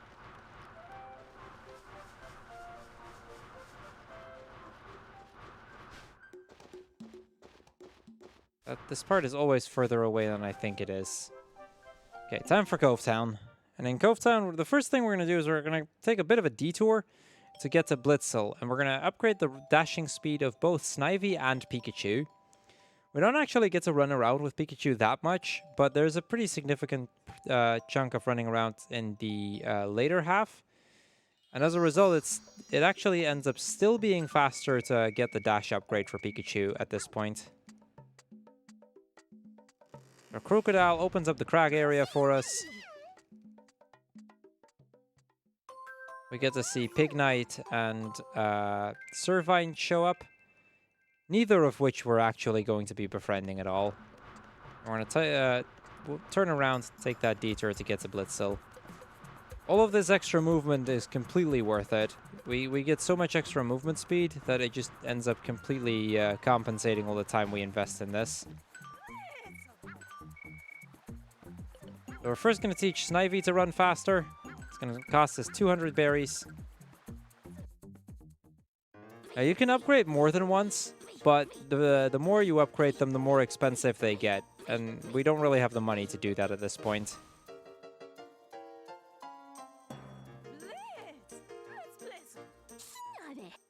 Now, in the game, there might be a threat of swallowing the world, but we have the threat of swallowing a bunch of melons, because for Yoshi's story, the All Melons 1 Lap incentive is still 178 euros away from being met. And while you're raising money for that incentive, you are also already raising towards the Barney's Hide and Seek run, which will happen around 3 p.m. if we reach 4,000 euros total. So here's the upgrade for Pikachu. Get that speed as well. And then we're going to dash into the Crag area. And we're actually going to see our first legendary that we can befriend. A lot of the Gen 5 legendaries can actually be befriended. Zekrom, Reshiram, all of the elemental, whatever they are. The like Thunderous and Tornadus and whatnot. And there's another one in the Crag area. And yeah, let's go visit him. But he's actually, first of all, he's not going to become our friend at first. He actually, because Tepig has gone missing, and he's actually been looking for Tepig and asks us to help to find it. But the way that he does it is a little bit counterintuitive in a sense, because in order to get to the Crag area, or to Rockford Ridge, we actually need a password. And instead of just telling us the password so we can help with Tepig, he's just going to give us a hint.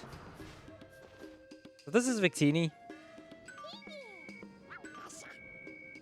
And yeah, he suggests, you know, we look for Tepig, but he's not going to tell us the password to get in. We need a secret word. So then he's going to give us a hint, and it's not really a hint that helps us that much. So here, as we get to Bastiodon, we now need to give the secret word. Now, the motto is courage and kindness, and the hint actually was for the word kindness. Now, before we actually go there, we're going to talk to Bastiodon again with Oshawott and try and befriend him. See, the thing is, in order to enter through the next portal, we need a bunch of friends once again, and this time the thing that's going to help us the most is having Pokemon that are very, very heavy. Now, Bastiodon is a pretty heavy Pokemon, so it works quite nicely for this. Plus, it's a pretty quick fight, honestly. Just slightly off, but there we go. That's the Bastiodon fight. Pretty easy.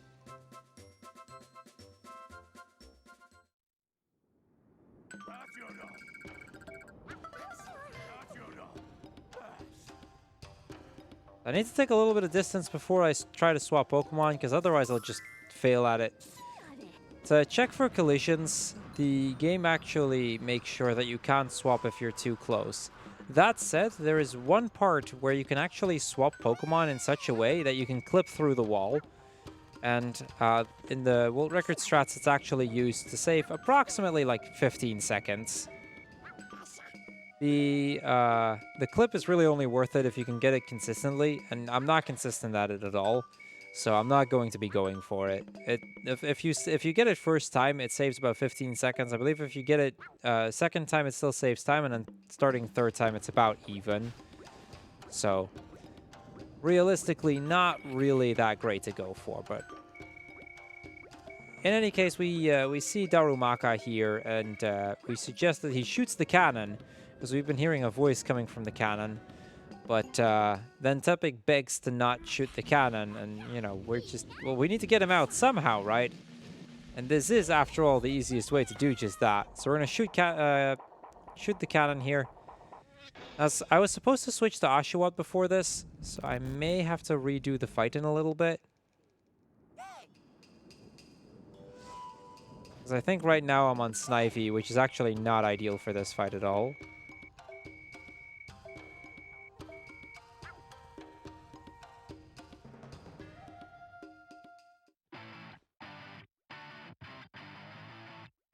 I might quickly see how much damage I do, though. Yeah. That fight would take forever if we do it like that.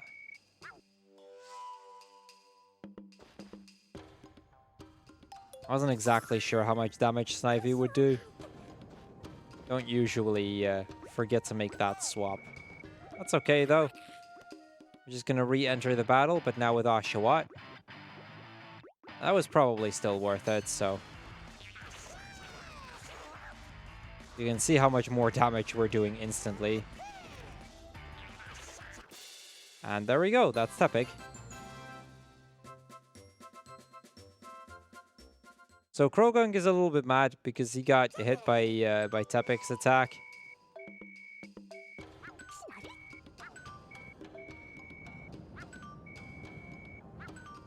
So we mentioned to Tepig that that Victini actually asked us to go look for him.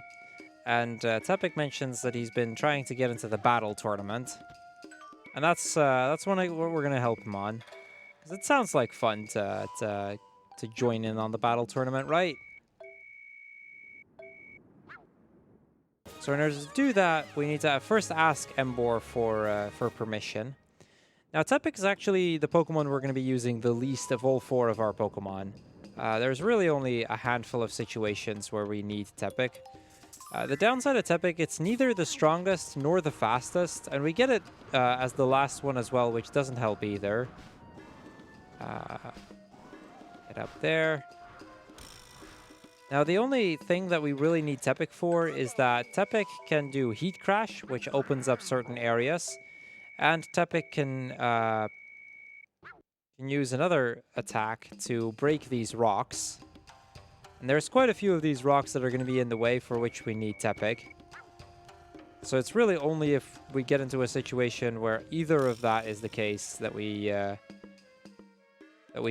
up switching to Tepig. And the first challenge here is to break this rock. So this is actually a case where we do need it. Now, the other condition of joining the tournament is to get the Bravery Beard. And the way we get that is by shooting ourselves from the cannon. So we're going to do just that. Snivy.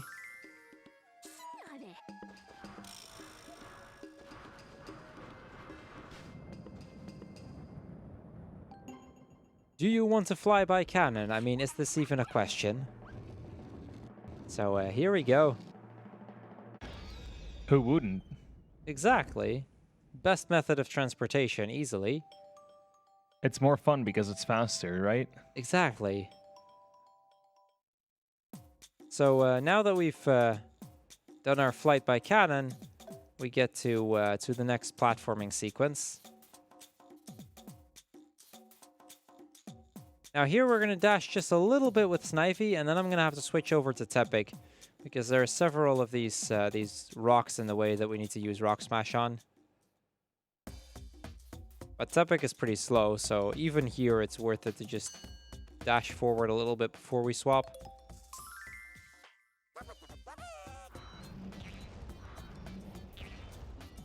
I am going to just swap to Oshawott right away, because we need to do some water movement anyway. There's these mines along the way. I'm going to try to jump over, which is actually easier said than done. Switch back to Snivy. I think this is one of the ones where we have the most swaps in terms of Pokemon.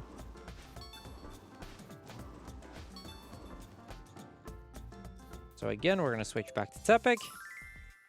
We're going to use Heat Crash to get past this one.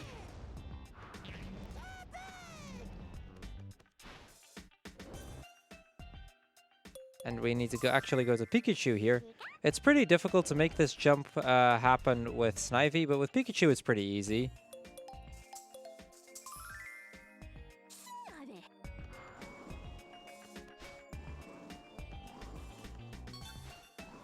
Oh wait, I went one too early. Thought that was the one. That's okay, your timing is pretty... Or the time is... It always feels like it's pretty tight in this area. So getting the extra clock isn't actually that bad a thing. Oshawott. Jump over the mine there. Back to Tepig. We're almost there. Luckily, the timer doesn't actually move as we are in the Pokemon selection screen, so to speak.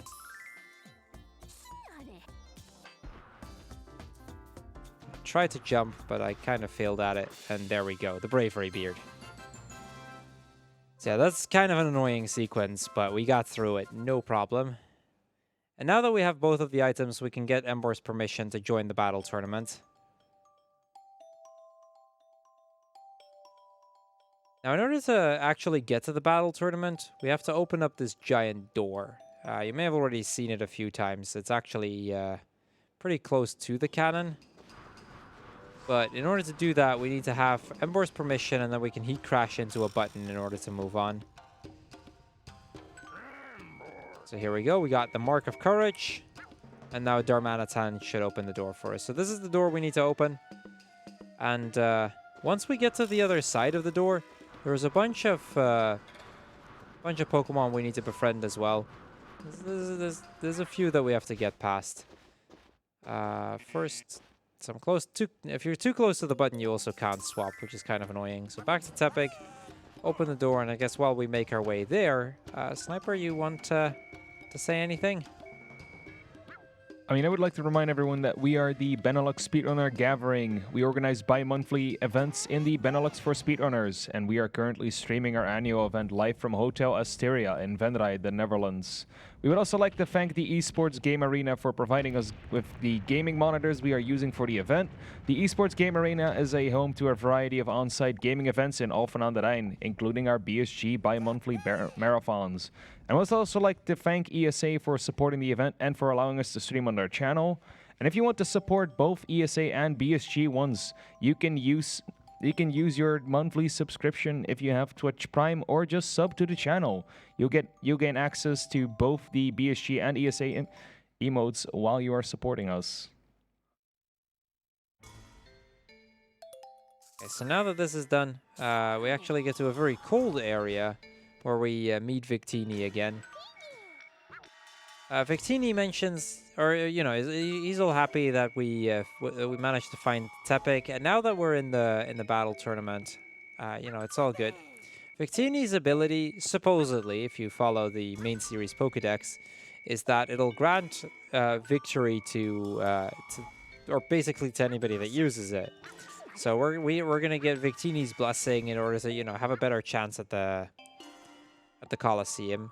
It doesn't actually help us anything, but it's more so just a story point, I guess. So here we need to break this rock, and then I immediately will switch back to Snivy, because the next battle I want to do with Snivy. And this is actually a bit of an interesting little battle, because it's very different from every other fight that we do. So we fall down here. That gets us to Rhyperior. Now Rhyperior is jealous because we got the Bravery Beard and get to enter the battle tournament, but he didn't. So he's going to challenge us to a different type of battle, and we're going to have to fight him with both the Geodudes and Rhyperior. And we don't actually just deplete his HP. It's actually not possible to do that, but rather we need to knock him off the platform to win.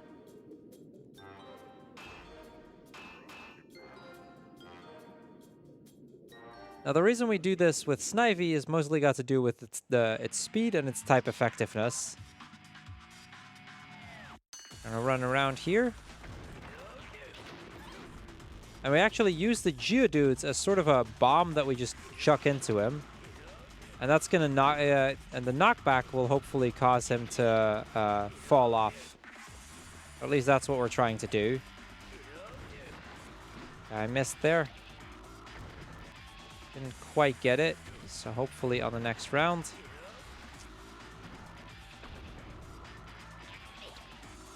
Crap, I knocked off the Geodude. This can happen. It's kind of annoying when it does.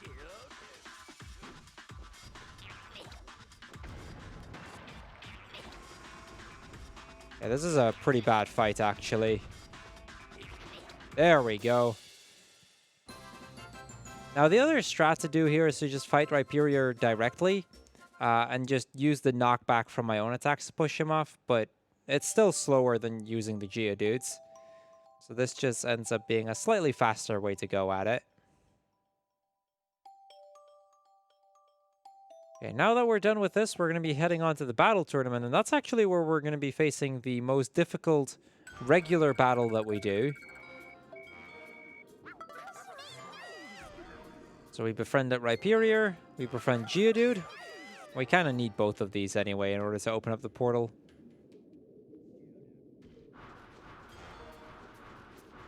So past the bridge, we're going to just jump off. Now, unfortunately, it seems like we're too late, but there's a way around it here. Because this is where Arbor is going to be opening the battle tournament. Now, the winner will get Victini's favor, which apparently is this it's supposedly quite a big deal, but we don't really care about it. Now, the next battle is actually one, like, I can't seem to really get a consistent setup for it, or an easy and fast setup for it. I have a relatively consistent one for it, at least, though, so... before entering here, I'm going to be switching to Pikachu. I'll actually be doing the fight with Pikachu instead. So right here, we meet Hydreigon. Now, Hydreigon has the downside that he's up in the air, so a lot of our attacks wouldn't actually get close to him. Admittedly, I don't know if the setup that I'm using is the fastest one, but it's the only one that I've been able to consistently beat him with. Essentially, what it involves is we're going to wait for him to do a Draco Meteor. And hopefully try and not get hit ourselves. He is not quite... Okay, there we go. So while he does the attack, I'm going to charge up a Thunderbolt. We're going to hit him. And again. And that gets him knocked down, which allows me to do a full dash combo on him. And that deals quite a bit of damage. Hopefully the combination of this will be enough to actually get the kill on Hydreigon here. Okay, there he goes. He goes for another Draco Meteor.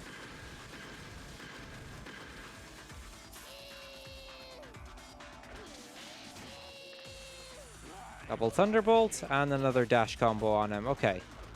We need to do that, I think, 3 more times in order to get the kill. So, as you can tell, this is a pretty annoying fight.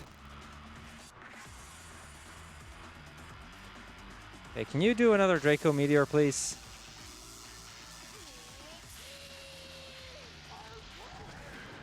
Yeah, I thought I'd get knocked back. It's okay though. Got some extra damage in, which can still be helpful.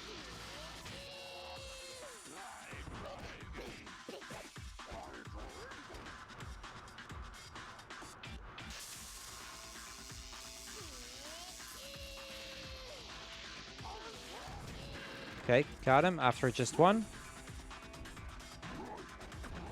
I missed him. Yeah, that's a little unfortunate.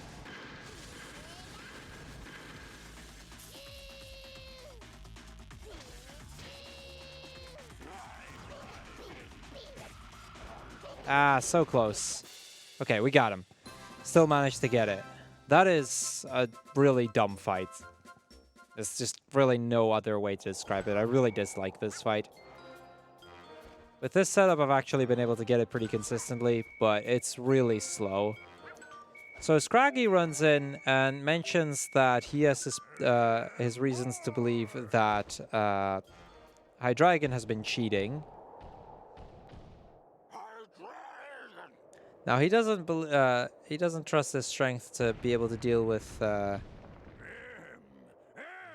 Arbor, so he knocks open the door, and along with the other Pokemon here, they're going to kidnap Victini and move on to the Wish Park. So now Hydreigon and Haxorus are gone, and yeah, we're kind of stuck outside here.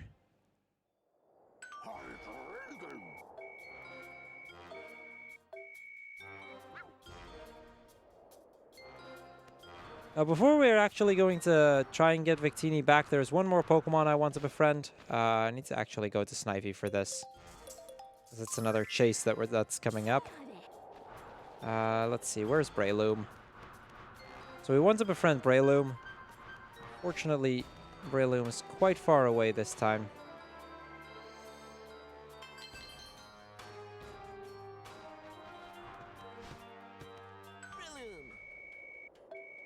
So Breloom will also attack us as we try to chase him.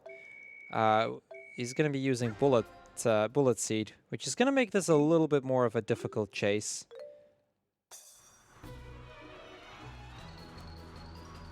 We have to try to dodge the Bullet Seeds as we go as well.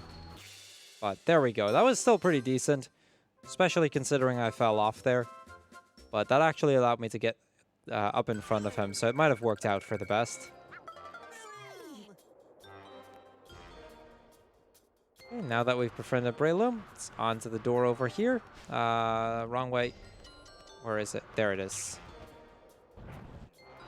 And we're going to call on our friends once again. And again, this is a pretty difficult portal to open. We actually have to open up this portal twice. The second time it will be a little bit easier because I have one extra friend in Victini. But yeah, no, this is a tough one. So gonna have to focus on this one again, because just like before, if we miss it, we lose about 20 to 25 seconds. So we don't want to do that. We get all our friends. We get Rhyperior and Breloom, Bastiodon, Geodude, but this is really all we have. This is why that Bastiodon and the Breloom mattered so much.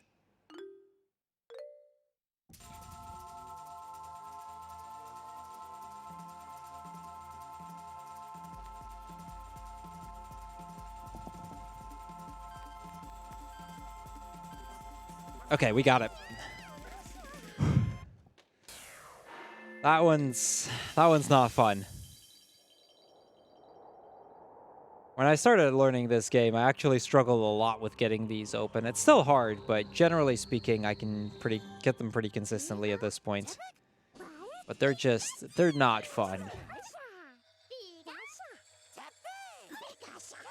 So into the portal we go, and then time to enter part 3 of the Wish Park. And this is actually the part where we, I believe this is the part where we actually don't have to fight a secondary, or a second part. Because our boss fight is going to be first here. Normally, we first have to do the attraction and then the boss. But in the case of this park specifically, that's not really going to be the case. Because we actually start with the fight against Haxorus, who just kidnapped Victini.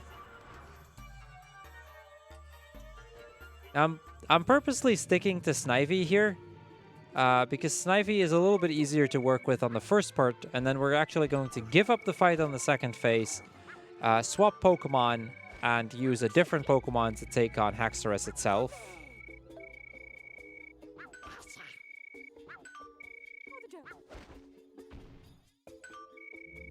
So this time, Haxorus wants to take a turn. This part of the park, by the way, is all about fighting each other, because that's something Pokemon do for fun, apparently.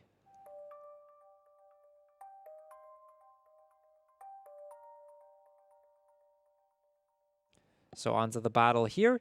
For this particular battle, we actually have to dash through this entire part, try and dodge all of the enemies that are going to be attacking us, and then once we get to the end, we get a chance to fight Haxorus. And you might already be able to tell by the amount of enemies that you see here why I decided to pick Snivy for this part, and why it still ends up being faster to actually give up on the second fight and then swap Pokemon there.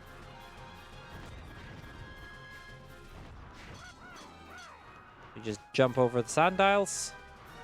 Unfortunately, Snivy can't jump very far. Snivy can jump higher than the others, but not further. So getting past these can actually be kind of tricky. We did get it first try there. Wasn't able to dodge the Darmanitan, sadly, but that's okay. That's okay. So here we just kind of have to wait for the Bouffalons to pass us. And off we go. That was pretty good, actually. Only got hit once, and that's on a place where, you know, I kind of am used to getting hit there at least a few times.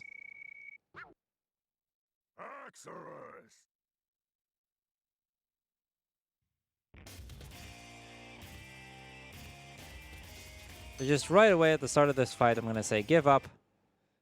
We can't beat it. We choose a Pokemon, and we're going to switch to Pikachu.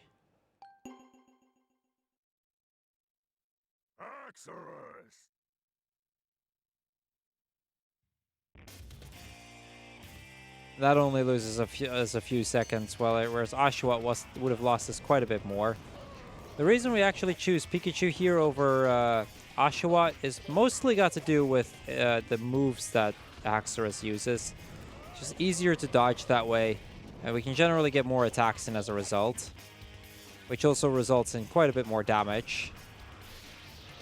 So now that we're halfway through the fight, Haxorus is going to power up. I was afraid that would happen. I didn't get a nice angle on the battle there. Okay, so we're just gonna get out of the way.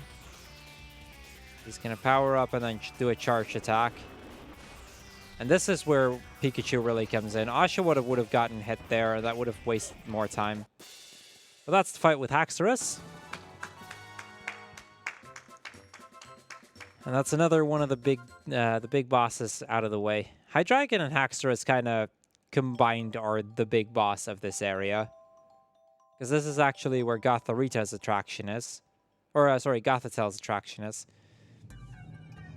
We also now are going to see who the the Grand Master is.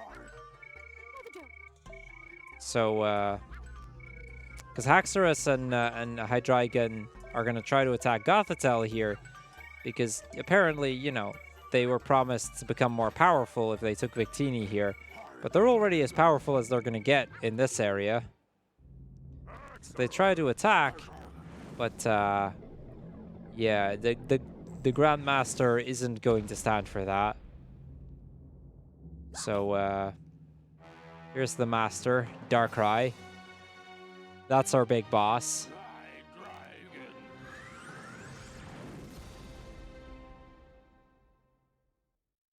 Yeah, Darkrai just gets rid of Haxorus and Hydreigon.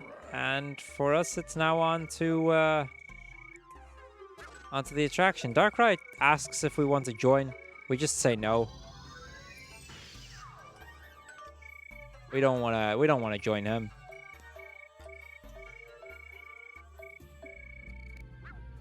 And it's onto the Power Zone attraction.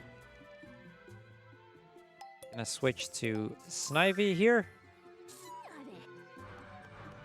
Now this attraction, it kind of matters how well we do early on.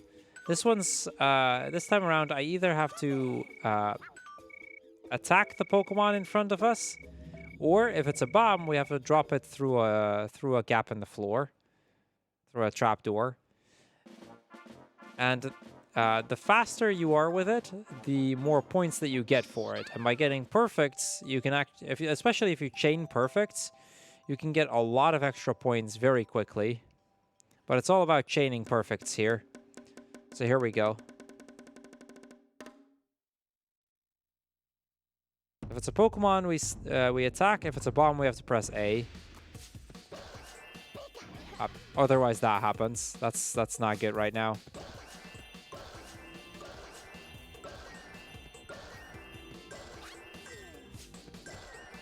Because once you have enough perfects, you actually get an 800 bonus for every perfect tied into it still.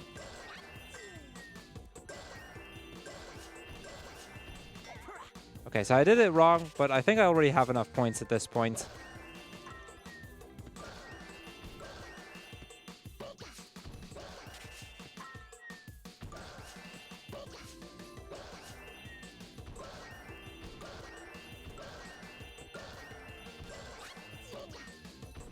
So I think you only need like 10k points.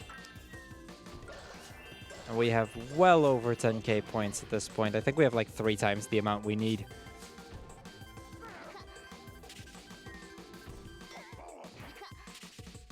So yeah, it doesn't really matter too much.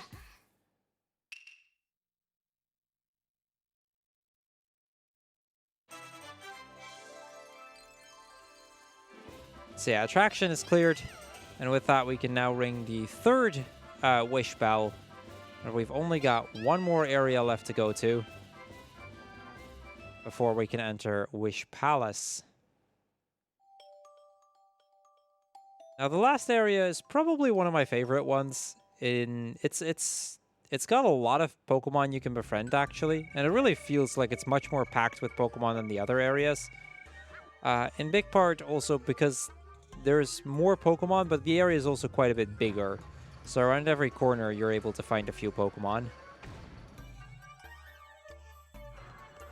Yeah, Gothitelle just opens up the bridge for us. And now we can go over here, ring the wish bell, and all of the Pokemon that have been battling each other are now set free once again.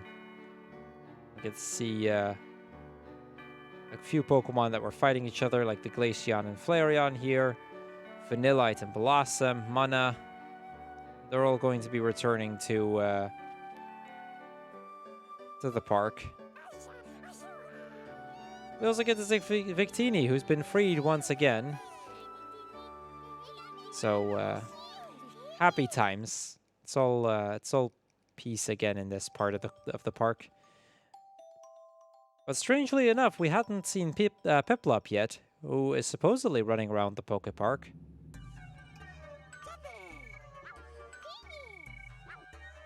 You see, the reason for that is, well, Gothitelle actually is gonna let Victini go, but in return, she's decided to keep this Pokemon and give it to her master. And that's it's supposed to send a message to not interfere with Darkrai's plans. So yeah, Gothitelle just kidnapped our good friend Piplup. So now Pikachu is all sad because Piplup's gone. And Oshawott suggests there might be another poster somewhere. Maybe there's another way to get to the last bit of the park and find our friend Piplup so we can actually save him. So in this area, I actually didn't have to turn around in order to take the shortcut back. The way that we were standing already put us in a good position to just instantly run to the gate back to Crag area.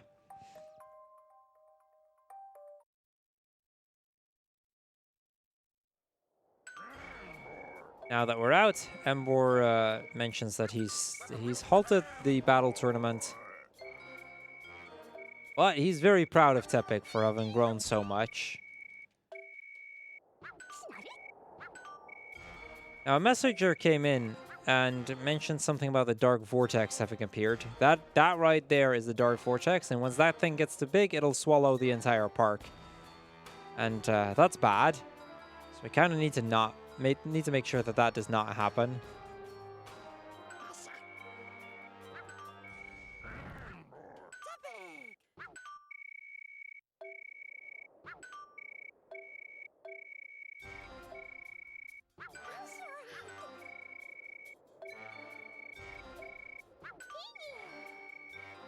So Victini tells us that supposedly the portals are actually made in the Scienceatorium. So that's going to be the next area that we're going to have to go to. We also befriend Victini, and that's kind of nice because we have to open this door once again in a bit. But when we have to open it again, we'll have one extra friend in Victini. It doesn't help us that much because the main thing that helps here are heavy Pokemon, and Victini isn't exactly a heavy Pokemon. But it's still a little bit of a bonus. So we open up the gate just to create a shortcut for ourselves. That'll be useful later on as well. And we're going to make use of Drifblim once again to get back to the to Cove Town.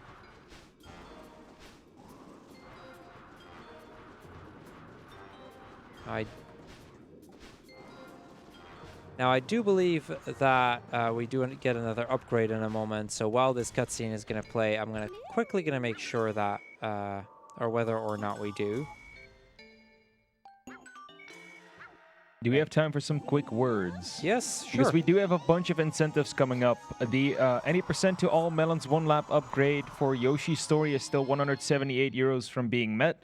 There is also a Yoshi color bit war going on where pink is in the lead with 50 euros, followed by blue at 5. There's also some other options that haven't been donated to, which are yellow, red, green, and dark blue. Also later today, we have an incentive for Goat Simulator All Trophies, where you can get catified for 250 euros. And we have a bit war between Save or Laugh at the Humans, where Laugh is in the lead with 15 euros over Save, which only has 2 euros. To be fair, I'm kind of okay with Laugh being in the lead. That should be. I am also very okay with laughing at humans. Okay, so here we're going to get Dash Combo 2. We now have enough berries for that. And that's going to make Oshawott's dash combo attacks just that little bit stronger again, which is going to be quite helpful in the next area. There are several fights coming up relatively soon, so having that is kind of nice. We switch back to Snivy. And now that we're on Snivy, we're going to ask Crocodile to open up the last of the gates here.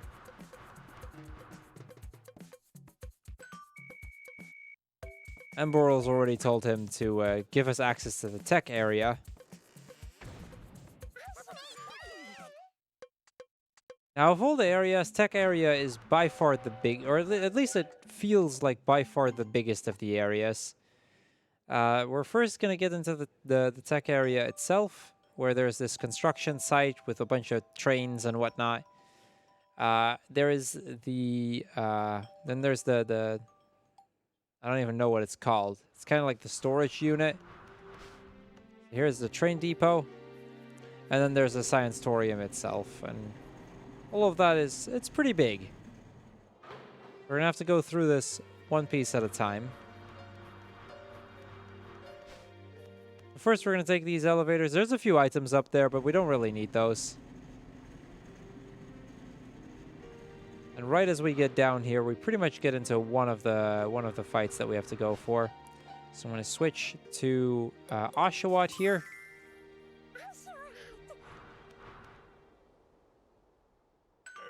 And now Girder is going to challenge us to a battle, because no intruders allowed. The tech area is in many ways, they're not as easily willing to help us. They need a little bit more convincing of sorts. So here I just need to wait for Girder to do his attack. And then when Girder is done, I can go in for the dash combo. And you can see right here how much damage that does. Like, that was nearly half on just that single hit.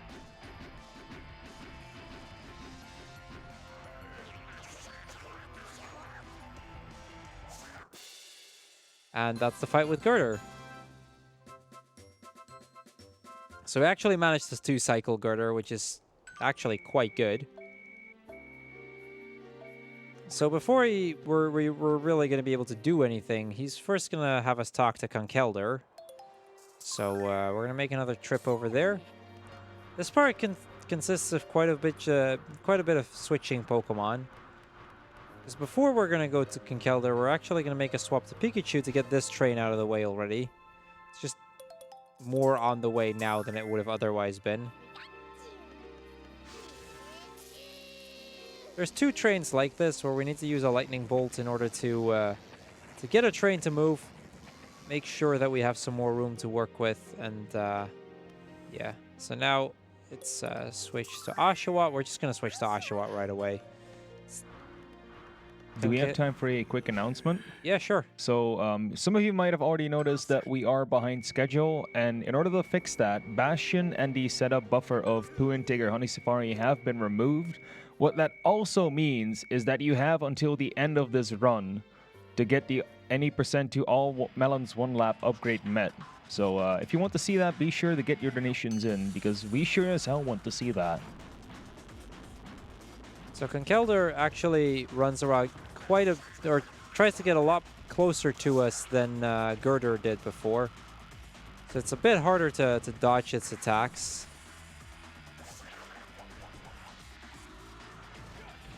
So okay, I'm expecting him to okay, he's gonna go for that. That's fine actually. And that's Conkeldurr. That was a pretty good fight. Usually he does his spinning attack quite a few times, but this time he just did he only did 1 spinning attack. So I think that actually made the fight a little bit faster than it normally is. Now, Conkeldurr is willing to help us a little bit, but initially he doesn't actually believe that the Wish Park exists. But we tell him that it's supposedly in the Scienceatorium, and he mentions that he had a suspicion something was going on. There's another problem first, though. The bridge towards the tech area is broken, so you know that needs to be fixed. And you know the Pokemon we need for that is the Timber. And that's actually the same Timber that we met before, so we're just gonna have to go over and ask nicely. We're going to take a ride to Seasong Beach, and hopefully we'll be able to get Timber to help us once again with this.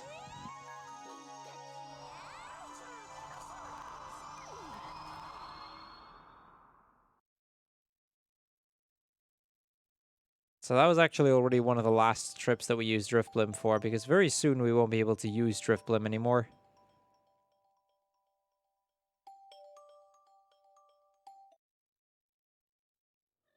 Okay, so here we just have to quickly go over here, ask Timber.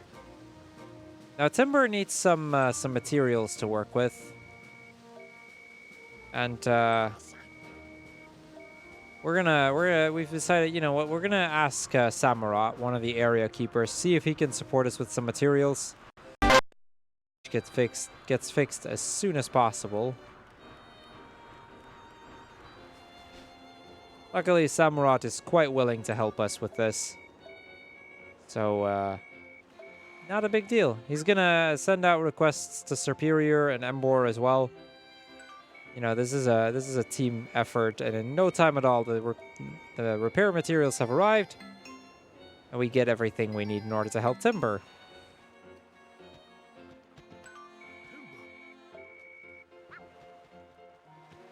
Now that Timber has his material, we're going to go over to Drifblim once again. We do notice that the Dark Vortex has started to grow quite a bit already.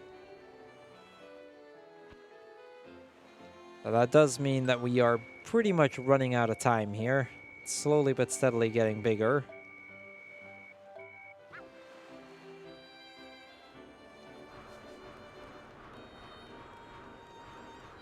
So around to the other side.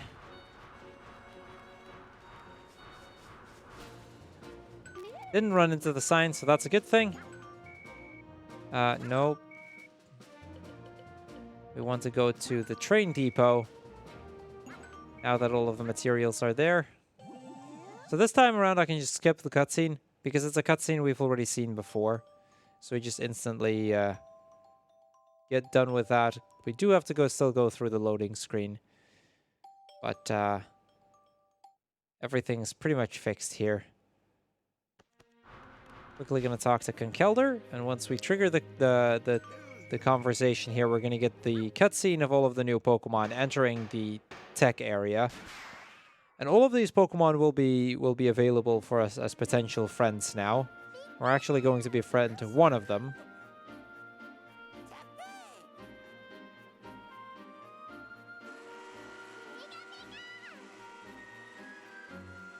So yeah, here's the big train.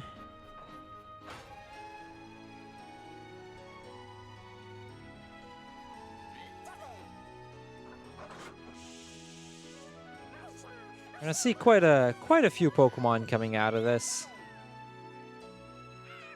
Now, one of these four we're gonna befriend, and I'll leave it to chat to guess which one it is. You'll see in just a moment. But first, we're gonna get the befriending from Conkeldurr, who, since we've helped fix the bridge after all, so he's now willing to become our friend as well. Now in this area, it's actually specifically the very small Pokemon that matter. Those are going to help the most with opening up the door. But Girder 2 is quite happy, so Girder 2 is going to be our friend right now.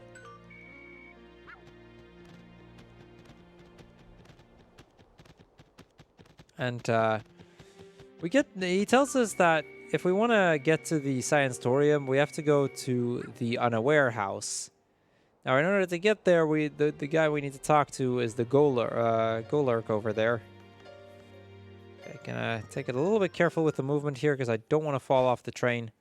It's happened way too many times in runs, so let's make sure we don't.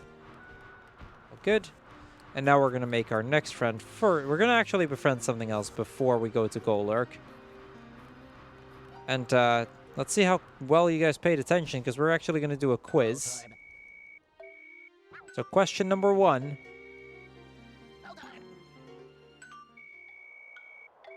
So first he asks what the name of this area is. It's a tech area. Next question. Conkeller's apprentice in the Cove area. That's timber. And then how many trains can we move using electricity? That's clearly 17. So with that, we befriend Voltorb. We can now move on to the other warehouse. Wait, that's the tech area? I thought we were there. Yeah, pretty much, right? Wait, I haven't seen any Pokemon here. What's going on? I'm seeing Pokemon all around me. What are you talking about? Guess they all moved away from the tech area. Kinda sad. I miss the plushies. I mean, I've got Cubone and Bellsprout and Rowlet and a Totodile Pikachu. and Pikachu. Everyone is here. Gumi, and a bunch of other things as well, like Kirby and Sonic. So, you know, we got you covered. I guess they wanted to join in the random dancing. I don't blame them. Okay, this is... Actually didn't get too many hits off on Golurk yet, which is kind of annoying. Okay, we can actually get the help of one of our Pokemon here. He's going to do quite a bit of damage. At least that helps out a little bit. You always get a friend to help like that when you get too low on health. Okay, we got the kill. A little bit clutch, but it worked out.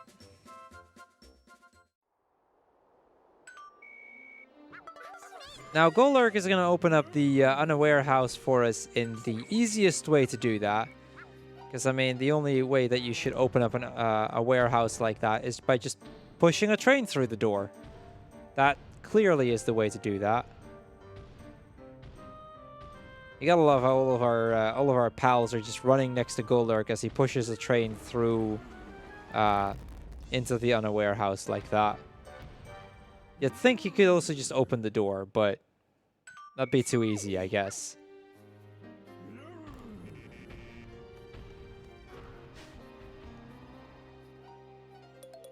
Okay, so we're going to switch back to Snivy because we're done with fighting for a little while. And onto the unaware house. Now we're going to make quite a few friends actually in the unaware house compared to most of the areas that we've been to. It's definitely one of the areas where we get the most of our friends. The first thing we're going to see here is Solosis. And Solosis supposedly reads our minds and then just says, "You're looking for something." I mean, we just pushed a train to get through the door to get in here. Yeah, I imagine we do. But we mentioned to Solosis that we want to get to the Scienceatorium, and we need to get through there apparently through the second floor here. So let's just get up there. Now this is actually a lot... I always found this a lot more difficult than it looks. Because there's a lot of these platforms that you kind of have to go through. They're not too difficult, but if your angle is off, it's very easy to overcompensate and fall off and have to redo the entire thing. You know, we just gotta make sure that our camera angle is good. Nope. See, that's what I mean. You tend to just overcompensate for it way too quickly.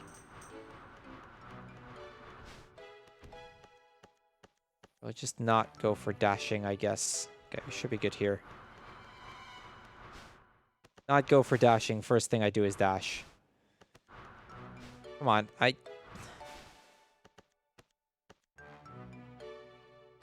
There we go. I kept dashing past the thing. So we can't actually go back the same path we came. But instead, we're going to go over some crates over here. Dash into the lever over here.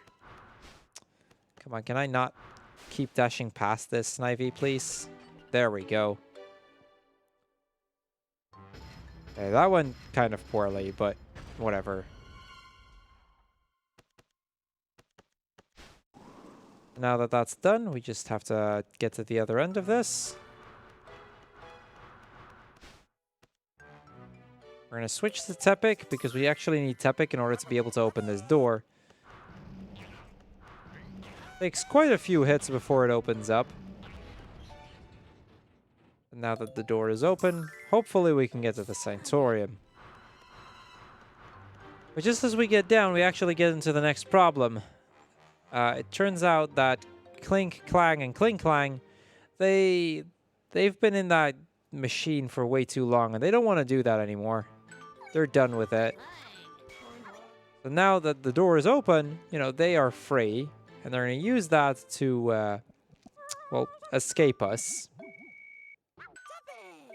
Now we can't open the door.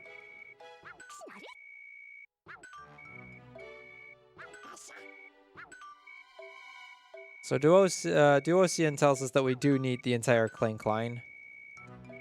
We need all three in order to do that. Without having them, it's not gonna work. We need to find all three. Now the first one's right over here. We find Clink. On the way to the third one, we're also going to be picking up another chest with 500 berries. Hopefully that'll give me enough to get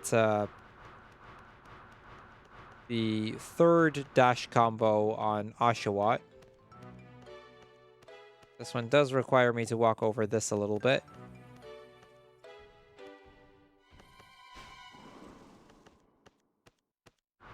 Yeah, we should be good here. So Clink Clang is over here. That's our second one. We basically we explained to him what happens, and he can't resist helping us now. Do we have time for some quick words? Sure. I would like to let everyone know that we are raising money for the Dutch Cancer Society, a nationwide organization committed to fight cancer while aiming for more cure and a higher quality of life for those already battling the disease. Also, by donating to the charity, you'll be eligible for one of the amazing prizes sponsored by Nintendo Core. Any donation will get you a chance to win one of the prizes and will also give you a 3 times bigger chance for the grand prize. And that's right, you don't even need to donate to win that. For more information on the grand prize, will be posted in chat by the BSG host account. And just follow the link in chat for more info. Just have to go past the platforming here. And then once we're past it, we've now rescued all 3 of the line. And that should now finally give us access to the Scienceatorium, where we can open up the last part of the Wish Park.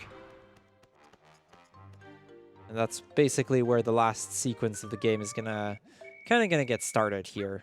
We still got a little bit of content left, but we're getting closer in on the end by this point. What's the time at? 2:14. It's pretty decent. So yeah, Clink Clang, this is clearly how you open a door, by the way. With the electricity and the explosions, that's definitely how this door has to be opened. So that was the last time they were going to open the door. They're done with that, but we're going to get 3 more friends here. And that's the one advantage of the tech area. You get quite a lot of friends along the way, so opening up the door later on isn't actually as difficult as it is with most areas.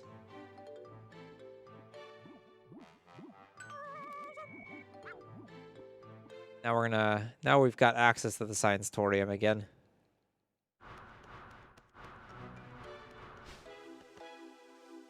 Takes a little bit for this elevator to open up. And now we're going to get to part 3 of the tech area. Now the Scienceatorium is by far the smallest area, or smallest sub-area, rather. It's actually only got a couple of hallways. There's very few Pokemon in here. It's really not much that we have to do.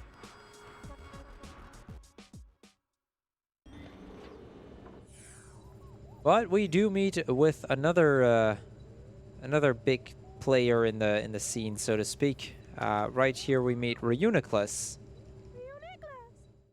Reuniclus tells us that in order to open up the door, he needs this thing. The name is slipping me.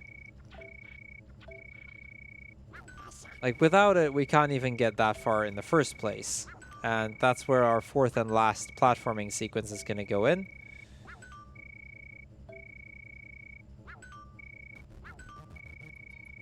So yeah, Reuniclus is basically going to tell us that we need to ring all 4 of the wish bells. Because they regulate time and space and whatnot, and supposedly that works. Reuniclus comes off as a bit of a weird one here. So we need some kind of collider in order to be able to open up the portal. So we're gonna go back here. It's right around the corner, luckily. It's pretty easy to get to the lab. And this is where the longest platforming sequence is at. There's still quite a lot of character swapping in this part. By this point, you're supposed to have all 4 of them. The game kind of explained the other ones earlier, so by this point, we just have to get around to the chest. So let's see how well that's gonna go.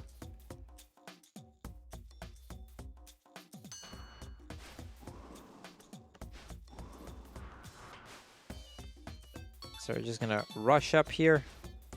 I'm gonna use Leaf Tornado on the elevator thingy here.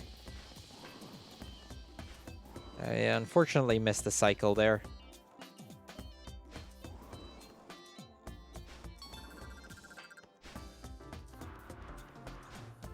So here we're gonna have to switch to Tepig to do another heat crash. That's gonna make us fall down quite a bit, but that's not really too big a deal.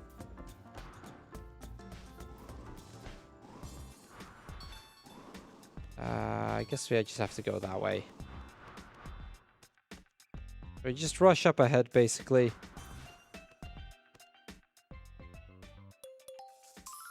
Because here we need Tepig anyway. We need to get rid of that one. All of the other paths kind of lead to like extra timers and berries, and we don't need them specifically for this part anyway. Maybe I should go to Snivy.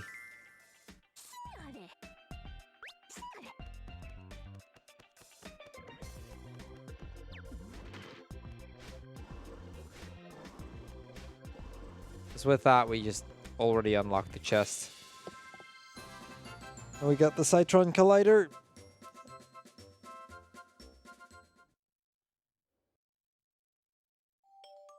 Now, there's one more mini game coming up as well that we get to do. And this one's actually probably one of the most fun ones to go on. It's really wacky, but despite that, it's actually it's fun. So we gotta talk to your Reuniclus. He's gonna use the Citron Collider to help us be able to open up the portal, and then we're gonna go full focus again to try and open it. Now, this of the 4 portals that we've opened so far, this is actually the easiest one, like by quite a long shot too. But it's still rather difficult all the same. Like, it's still gonna take quite a bit of shaking, considering we don't really have that many friends with us.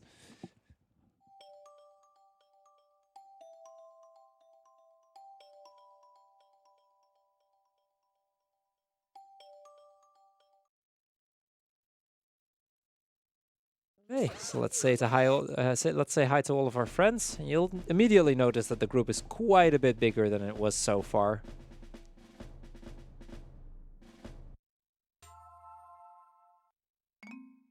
Okay, here we go.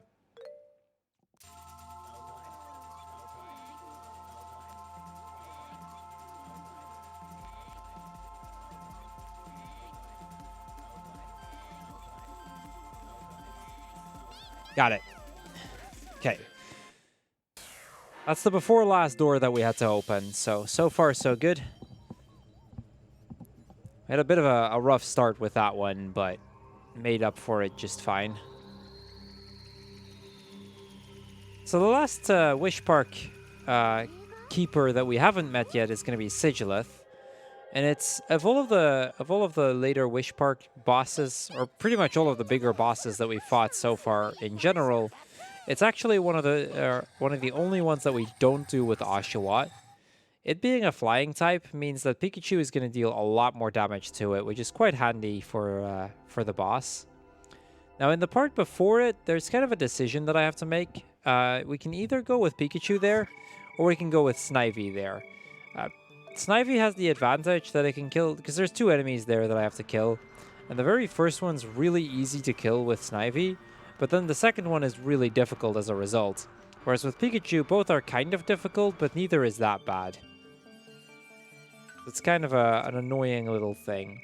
But in any case, before we do, we get to the flight zone, and we get to do Flight of Fancy with Sigilith.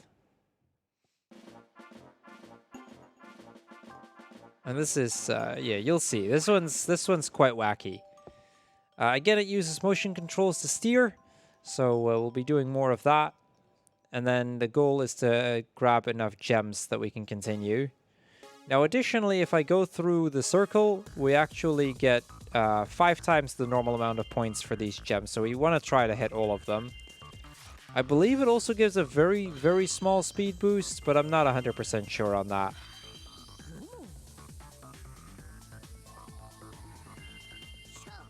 So, see the Wailord there. Now, all of these rounds are going to be slightly different. The first one's mostly just the yellow gems, which are actually the best ones. So the first round is really where I want to get the points, or at least the majority of them. But I believe we actually already have enough points as it is right now. In the second round, we're going to also start seeing some other gems pop up at some point. I believe we'll start, and we'll see that they're not always lined up as nicely anymore.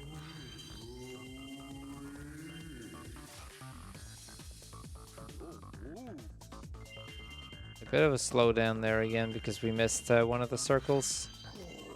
Okay, so not actually any. I thought there was the other gems as well, but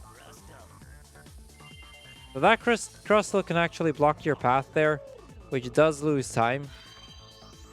And in the third phase here, Seismitoad is going to start tossing out a bunch of random gems. I don't know if they're actually random or if it's always the same one. I never really looked enough into it. Yeah, at this point we already have enough points, so just trying to hit the circles to make sure that we, you know, we get all of, or as many of the speed boosts as possible.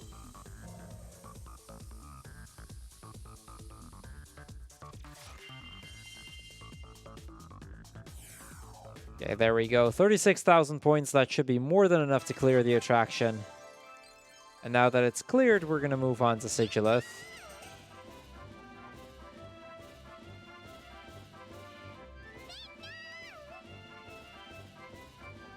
Okay, Flight of Fancy is done. Get to see another loading screen, and we're going to almost immediately swap to Pikachu. We're actually going to do the first half of Flight of Fancy with Pikachu. The reason that Pikachu is probably the faster one, although, like I said, it's really close between Pikachu and Snivy, is that doing a swap beforehand is a little bit faster than having to do a swap during a battle. Because swapping during a battle means I have to give up, it gets you the 3-second countdown again. Whereas here, it's just a regular swap, basically. So yeah, Sniper, I guess while we make our way up, go ahead if there's anything you want to talk about. There's one thing I want to talk about, because since we've been behind schedule for most of the night, we have removed Bastion and the setup buffer, which was Pooh and Tigger's Honey Safari, which means that you only have until the start of Yoshi's story to raise another 178 to upgrade the category from any % to all melons 1 lap. Do we have time for more? Or? Yeah, sure. Okay, great. Then we would also like to thank ESA for supporting the event and allowing us to stream on their channel. You can consider supporting both at the same time as well by subscribing to the channel. And if you have Amazon Prime, be sure to link it to your Twitch account to get a free sub every month.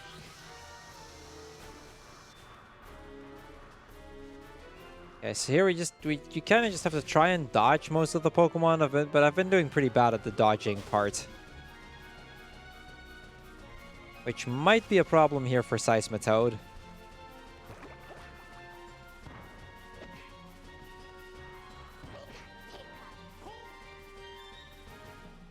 So yeah, electric attacks don't do anything, so mostly we're just using Iron Tail to try and deal enough damage to Seismitoad.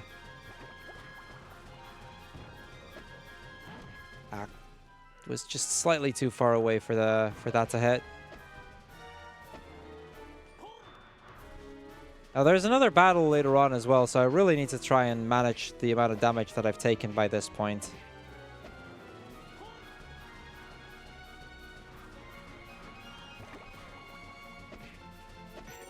Okay, there we go. That's Seismitoad down. That's not to say we're done here. Not at all.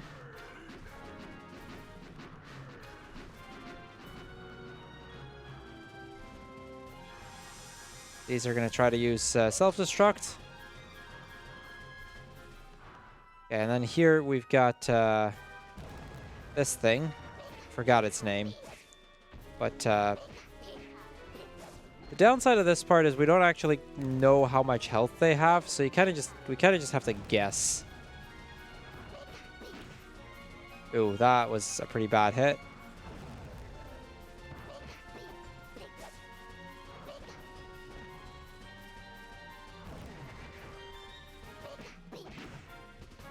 Ooh, this is bad.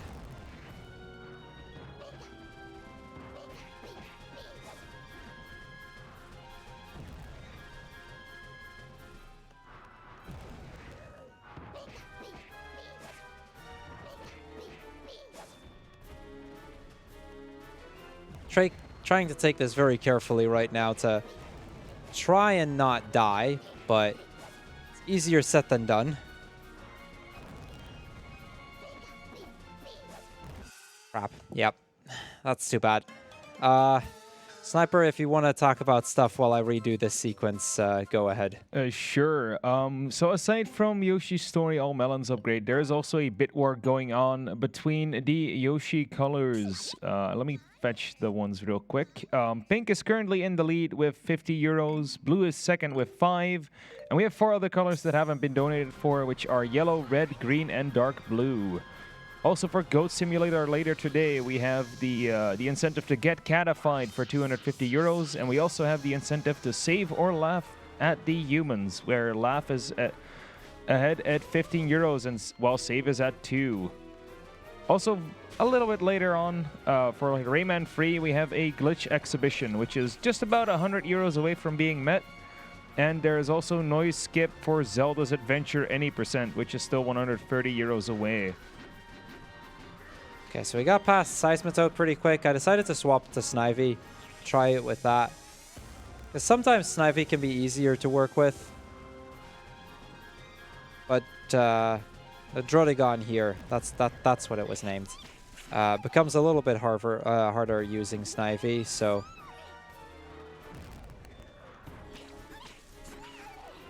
Let's see if we can get at least a little bit of a better fight here. So there is one little incentive I'd like to mention as well, which is for the second to last game of the marathon, where you actually get to choose between 2 games. Yes, indeed, you, the viewer, have the choice to either let Grumpmeister play Link, The Faces of Evil, or Zelda, Wand of Gamelon. Both of them will show all the cutscenes, and The Faces of Evil is currently ahead at 29 euros and 15 cents over... Wand of Actually, no, I'm wrong even. Wand of Gamelon is ahead at 17 euros and 14 cents, while Link, The Face of Evil, is behind at 12 euros. And honestly, either one is great. I do love me some CDI cutscenes. Oh, for sure. For sure. Okay, so we've now finally reached Sichilith. That took a little bit longer than I wanted to. Because I decided to do it with Snivy, I have to do another Pokemon swap here. So we have to actually give up on Sichilith, choose a Pokemon, and swap back to Pikachu.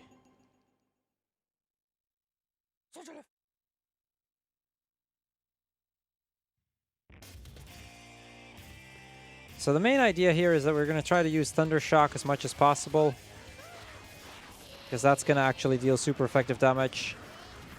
So I'm just positioning myself underneath it, use Thunder Shock, and then just try and do a dash combo to round up the damage, basically.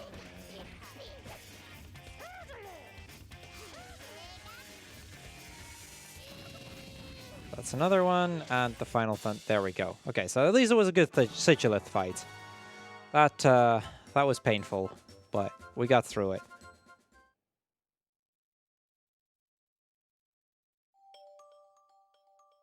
So now we just need to ring the 4th wish bell, and once we do, the 4 pieces of the wish park will actually get together, and we'll finally gain access to the wish palace, which is where our final boss is going to be. Now, we're not actually going to fight the final boss on the first visit, because we actually visit the Wish Palace twice. You'll see soon enough why.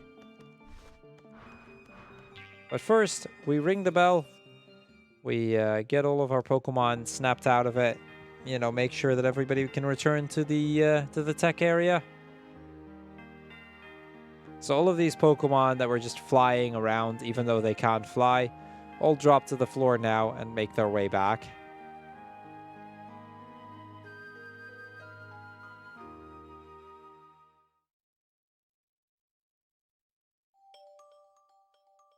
And now we're gonna get to see the Wish Park finally get together. We also see Sigilith apologize to his master and mention that the entrance to the Wish Palace has opened.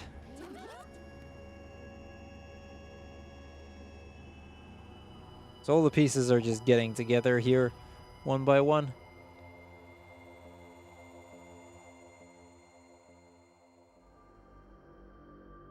Now once all the pieces are together, the central star in the middle of the Wish Palace is where we, from where we can enter the Wish Palace.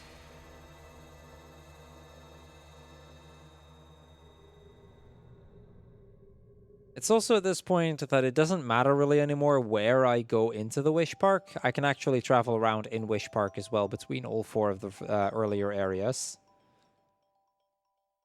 Which is mostly just a convenient thing. It doesn't actually help us that much, but it can occasionally be kind of convenient that I don't have to travel to different parts. The main thing is just that from every area I can get into the Wish Palace. So let's do that. I'm actually not going to be swapping right now because I need to keep Pikachu for the next fight anyway, and Pikachu is still pretty fast. I don't know for sure if it's worth it to swap it here. It might be. The difference probably isn't that big, though.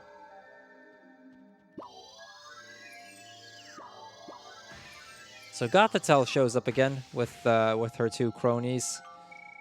And, well, here it is. Proceed into the Wish Palace. Now we have a little bit of an unexpected Pokemon sitting on the throne in Wish Palace. Because the first time around that we visit, we don't actually get to see Darkrai immediately. There's actually another Pokemon that we're going to see momentarily.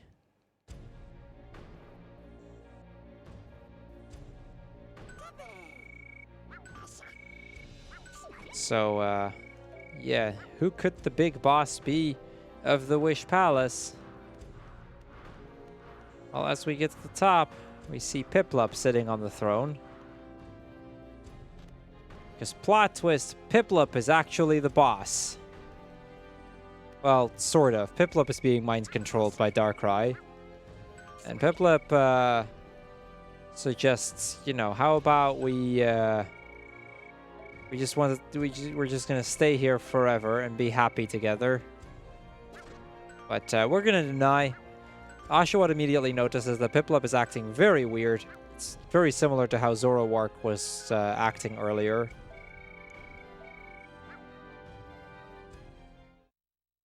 And, well, as a result, we're now going to have to fight Piplup. I'm going to wait for Piplup to do his attack. It is a water type, so our attacks do quite a bit of damage to it, luckily.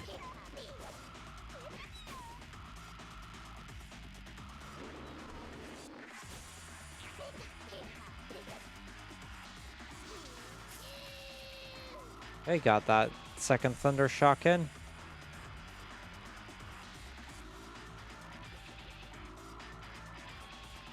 Okay, I've never seen Piplup go into this hallway before. It's kind of throwing me off here. I've legit never seen Piplup do that. I mean, it worked out, but still.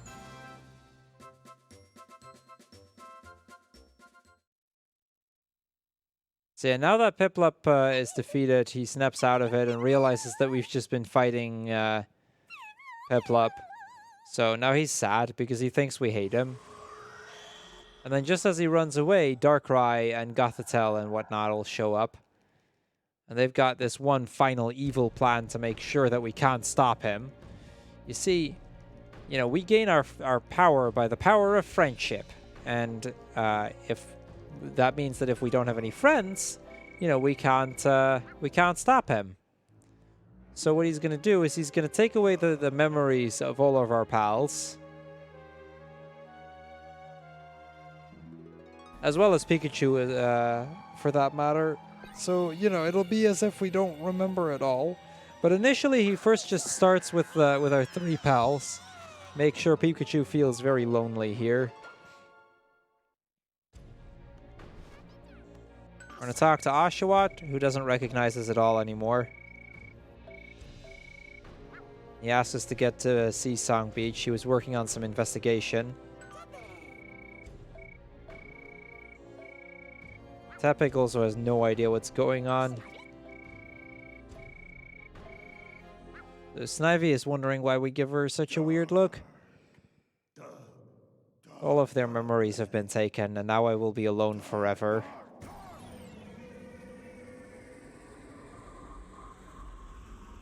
So now Darkrai does something somewhat similar, and he's gonna set us outside back in Cove Town, completely without friends. Because now that we don't have friends, all of our power is gone as well.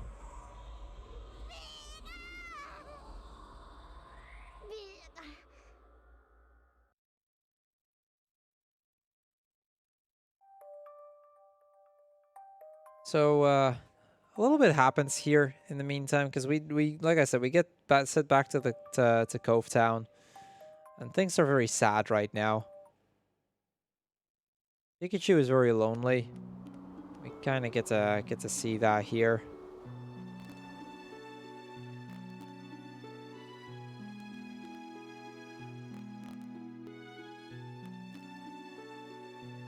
So he can't find any of his friends in Cove Town.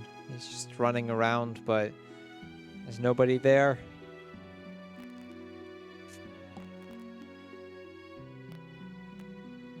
So he finds himself at the fountain, and even here there's no friends.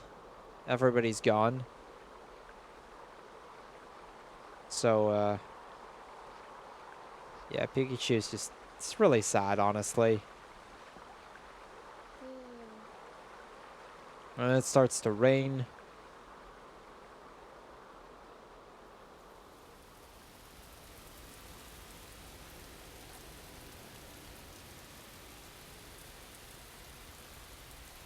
Now,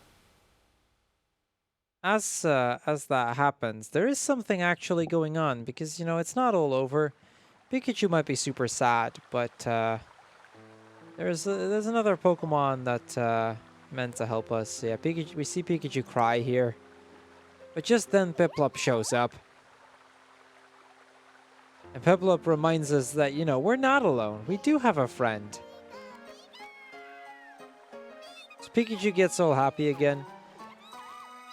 We see Zekrom and Reshiram fly behind us in the back. Piplup mentions that this there was this black Pokemon and this white Pokemon that you know, that told him to go find us, to remind us that, you know, we have a friend. We're not all alone.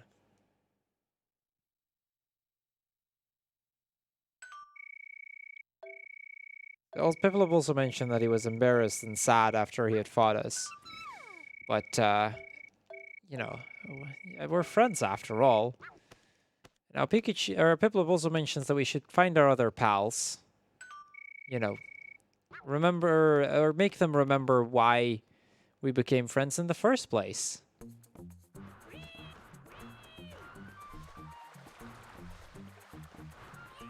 So, let's go get our other friends. First things first, we're going to start off with trying to find our Oshawott again.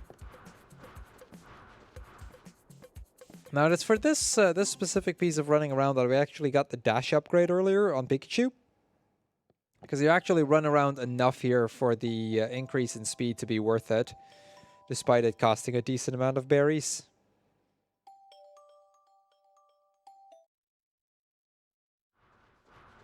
Especially now that we can't actually use the fast travel anymore because the Dark Vortex is too big for what's his name to decide to travel around. So we find Oshawott here.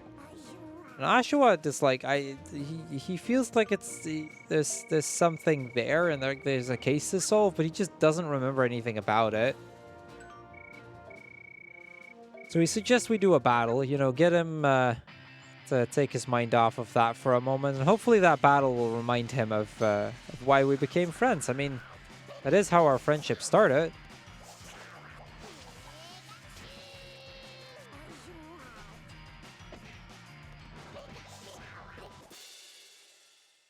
So we beat up Oshawott again, and now that we've fought Oshawott, he will remember why we became friends. It's all very clear again. So now once again, Oshawott is gonna join our party, become our pal once again. And he suggests that, you know, Snivy is probably at the stump in the Verdant Court then. I mean, he was at the place where we first met, so maybe Snivy is too. So we're gonna go back to the Arbor area. I'm gonna see if we can find Snivy.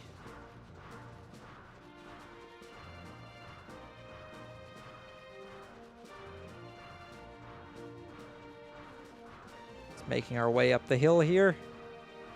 Go through Cove Town. This is the downside of not being able to fast travel anymore.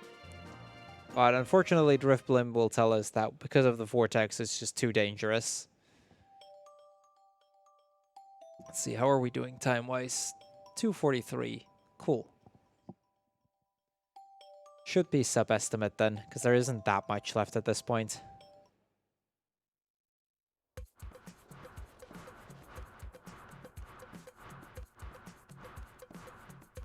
Okay, so we're going to run all the way through town.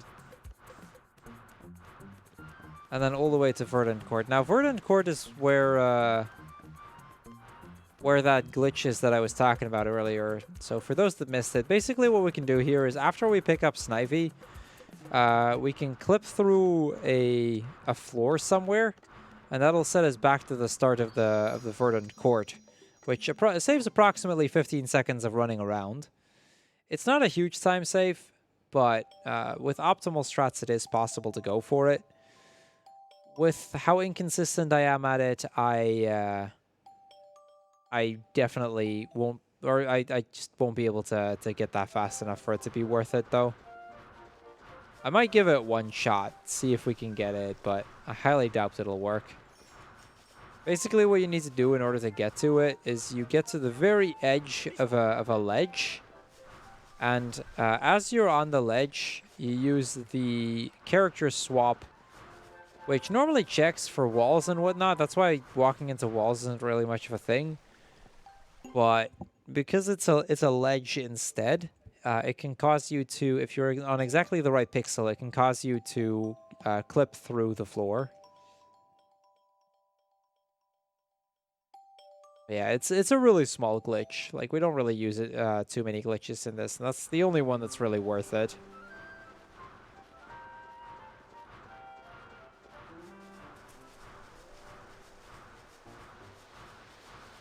So we're going to run all the way around the water here. That should get us to Snivy. With Snivy, we can also start running a little bit faster again, which is a nice little bonus. Basically, the ledge over on the right is where that's a thing. So we meet Snivy, and Snivy doesn't remember us either. But what she does remember is that things seem to be so bright and exciting, and now everything's boring again. Now, the second chase is quite a bit easier because we got a dash upgrade since the last chase, and Snivy won't actually run any faster than it did before. So there we go. Now it only took us 6 seconds instead of like 14. But as a result, Snivy does remember us again.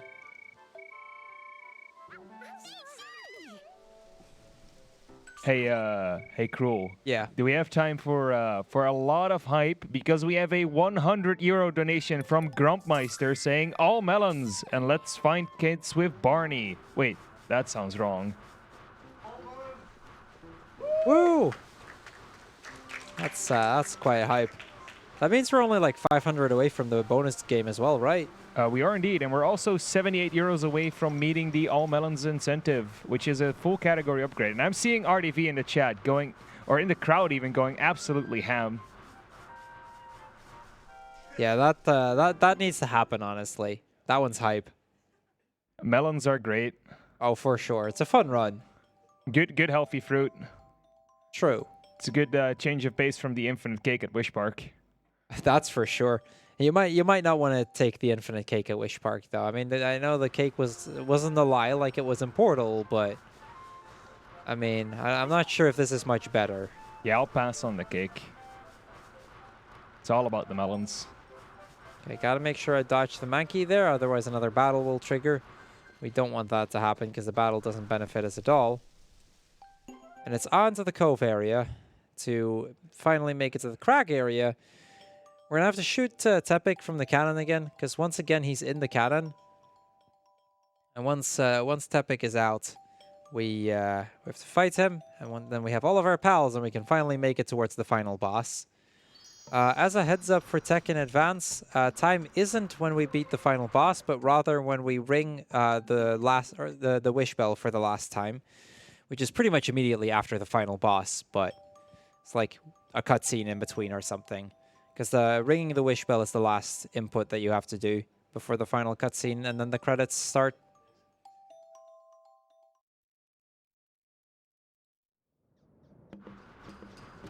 So here we go. We're going to just dash over there.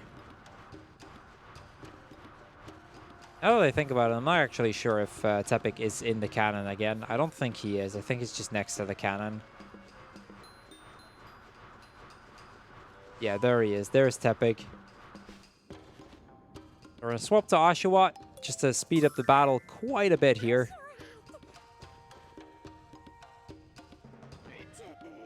So Tepig is all about, you know, he's all scared again. Tepig was actually very timid earlier as well, until he joined our crew. And now once again, he's just incredibly scared. Cruel? Yeah? We're getting melons because we have a €78 donation from definitely not RDV saying Nice. saying shoutouts to Grumpmeister, we're broke now. Nice. It's fine, it's for charity. Exactly. But yeah, that means we do have the all melons 1 lap run instead of the any %. Now that's actually not the last thing you can donate for Yoshi's story, because there is still the color bit war going on where pink is in the lead with 50 over blue, which only has 5. There's also 4 other options, which are red, yellow, green, and dark blue, which both haven't been donated for. So if you want to see any of those 6 colors, be sure to get your donations in before the end of this run. Okay, so I'm gonna briefly switch to Snivy. It's hard to say whether it's worth it to go to Snivy or just instantly to Tepig, because we have to switch to Tepig here anyway in order to push the button and open the door. But for now, it'll have to do. This is the fastest path to one of the gates. We can just skip the cutscene at this point since we've seen it before. And we need to be at the gate so that we can get to Wish Park and then to Wish Palace, and then finally we're going to face off with Darkrai. And we're almost at the end there. What's the 251? Okay, that's... I think this might still sub 3. Pretty sure this can still sub 3. So here we go. Through the tunnel over here as well. We can just fall down here and then here. Go over the bridge. The gate on the other end here is still open from before. And it's the last time we actually have to open up one of these gates. Like I said, it's a little bit easier than the first time round since we now have Victini to help us. But it's still, like, heavy Pokemon have the best chance, and none of the new Pokemon are actually heavy. So, gonna be a little bit tricky to get that done.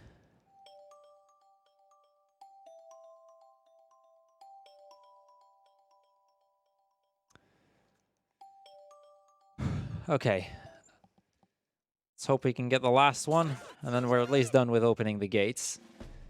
The final boss is generally not a super difficult one. I can die there, but it's not too likely. Okay, so we've got all of our friends here.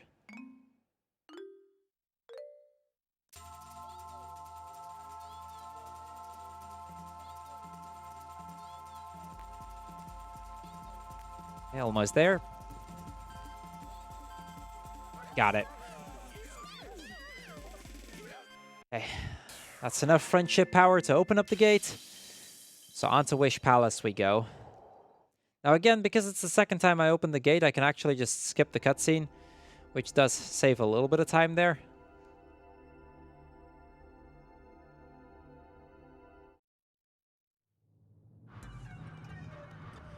Now before we actually get to the Darkrai fight, I need to pay very close attention that I switch to Oshawott just before I get to the actual fight. Because Oshawott's been trained for this, Snivy has not. But here we go. On to the final boss.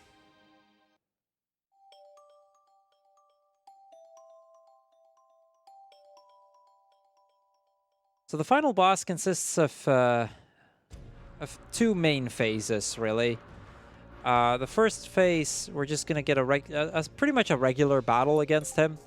That part consists of two parts, essentially, where, or depending on like how much health he has, he'll do different moves. And then afterwards, we're going to get another secondary fight.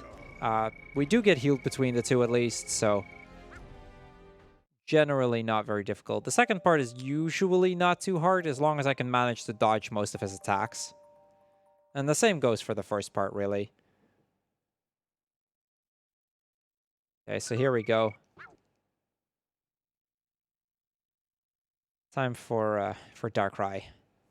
So Darkrai will start by teleporting around a bunch, and after a few teleports, he'll start to do an attack, and that's where I'm gonna get the opportunity to attack back at him.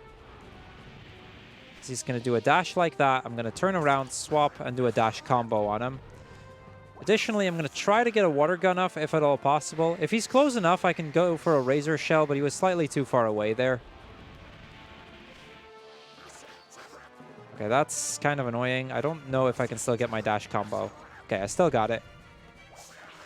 Okay, got the Razor Shell there for some extra damage. He's now going to do his other attack, which means he's going to use a bunch of those fireballs. I can just walk around that most of the time. And another... almost got it. Tried to go for another Razor Shell, but... there we go. That's phase one.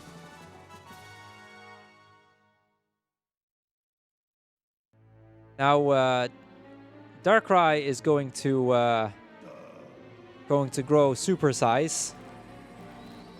This is basically the prequel of Dynamaxing Kappa. So, yeah, he's gonna just destroy the entire Wish Palace, and now we have to face him in his giant form. Now, generally speaking, I find the second phase easier than the first phase. Because he doesn't get the invincibility frames that he did in the first phase. So I can just generally keep hitting and just have to dodge his attacks.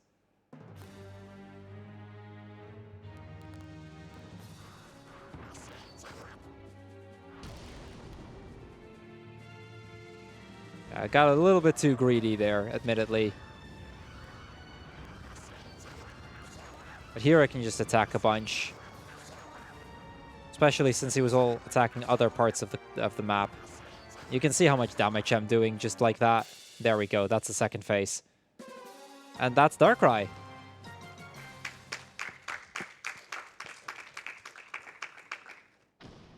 So now that that's done, we're essentially done with the run. Time is coming up pretty soon. So be sure to be ready on that. Because Darkrai has been defeated here. The Dark Vortex is still growing. That's still very much a thing. But yeah, you'll see as we get out of Wish Palace.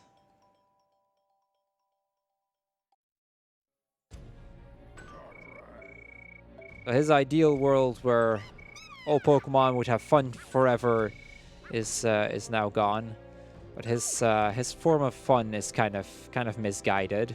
So it's actually worth it for me to swap to Snivy here. Like just in Wish Park alone, there's enough running that it's not worth it to stay on Oshawott. And after this, we're gonna get swapped to Pikachu by default anyway. It's the last bit we have to do with Pikachu.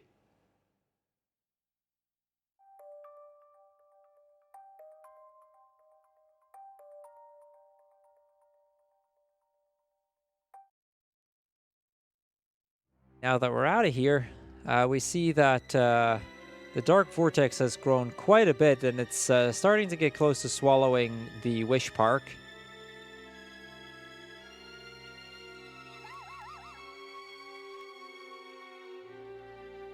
Now, luckily for us, Reuniclus and Piplup show up, and Reuniclus actually found a way to stop the Dark Vortex. But it very much requires us ringing the 4 bells of the Wish Park at the same time. And time will be when we hit the 4 bells. Or rather, when we hit the bell with Pikachu.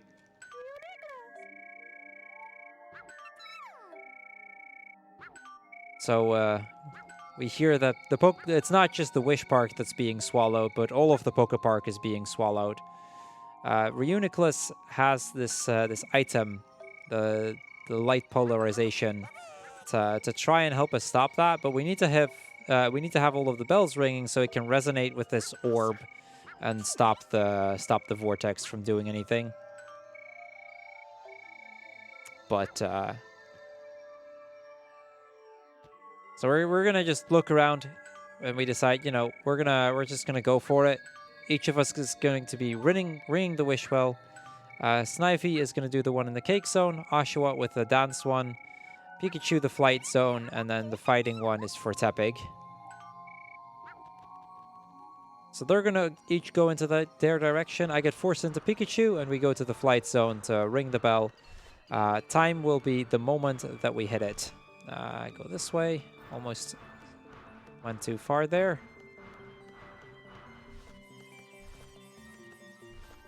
So just some stairs we have to climb here. And final countdown here.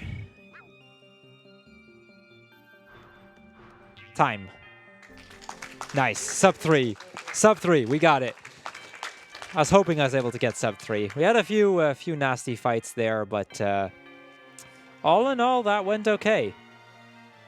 So basically, the Dark Vortex does start to swallow it. And since I think we're still behind a little bit, I'm going to round it up quickly. The Oshawott is about to get sucked in. The orb works, and you know, everything gets set back to normal, and you know, everybody ends up being happy. Because, let's be fair, it's still a Pokemon game. So yeah, I think we're going to go back to you guys in a moment, and I think we're going to go into an interview soon. So I'm going to quickly get ready for that. And yeah, I'll see you guys out back in a moment. Thank you for that amazing run, Cruel. And indeed, I will be interviewing Cruel because if it's not like you haven't heard our voices enough. Right afterwards, though, is Yoshi's Story by RDV versus the World. And that will indeed be the All Melons 1 lap because we did meet the incentive.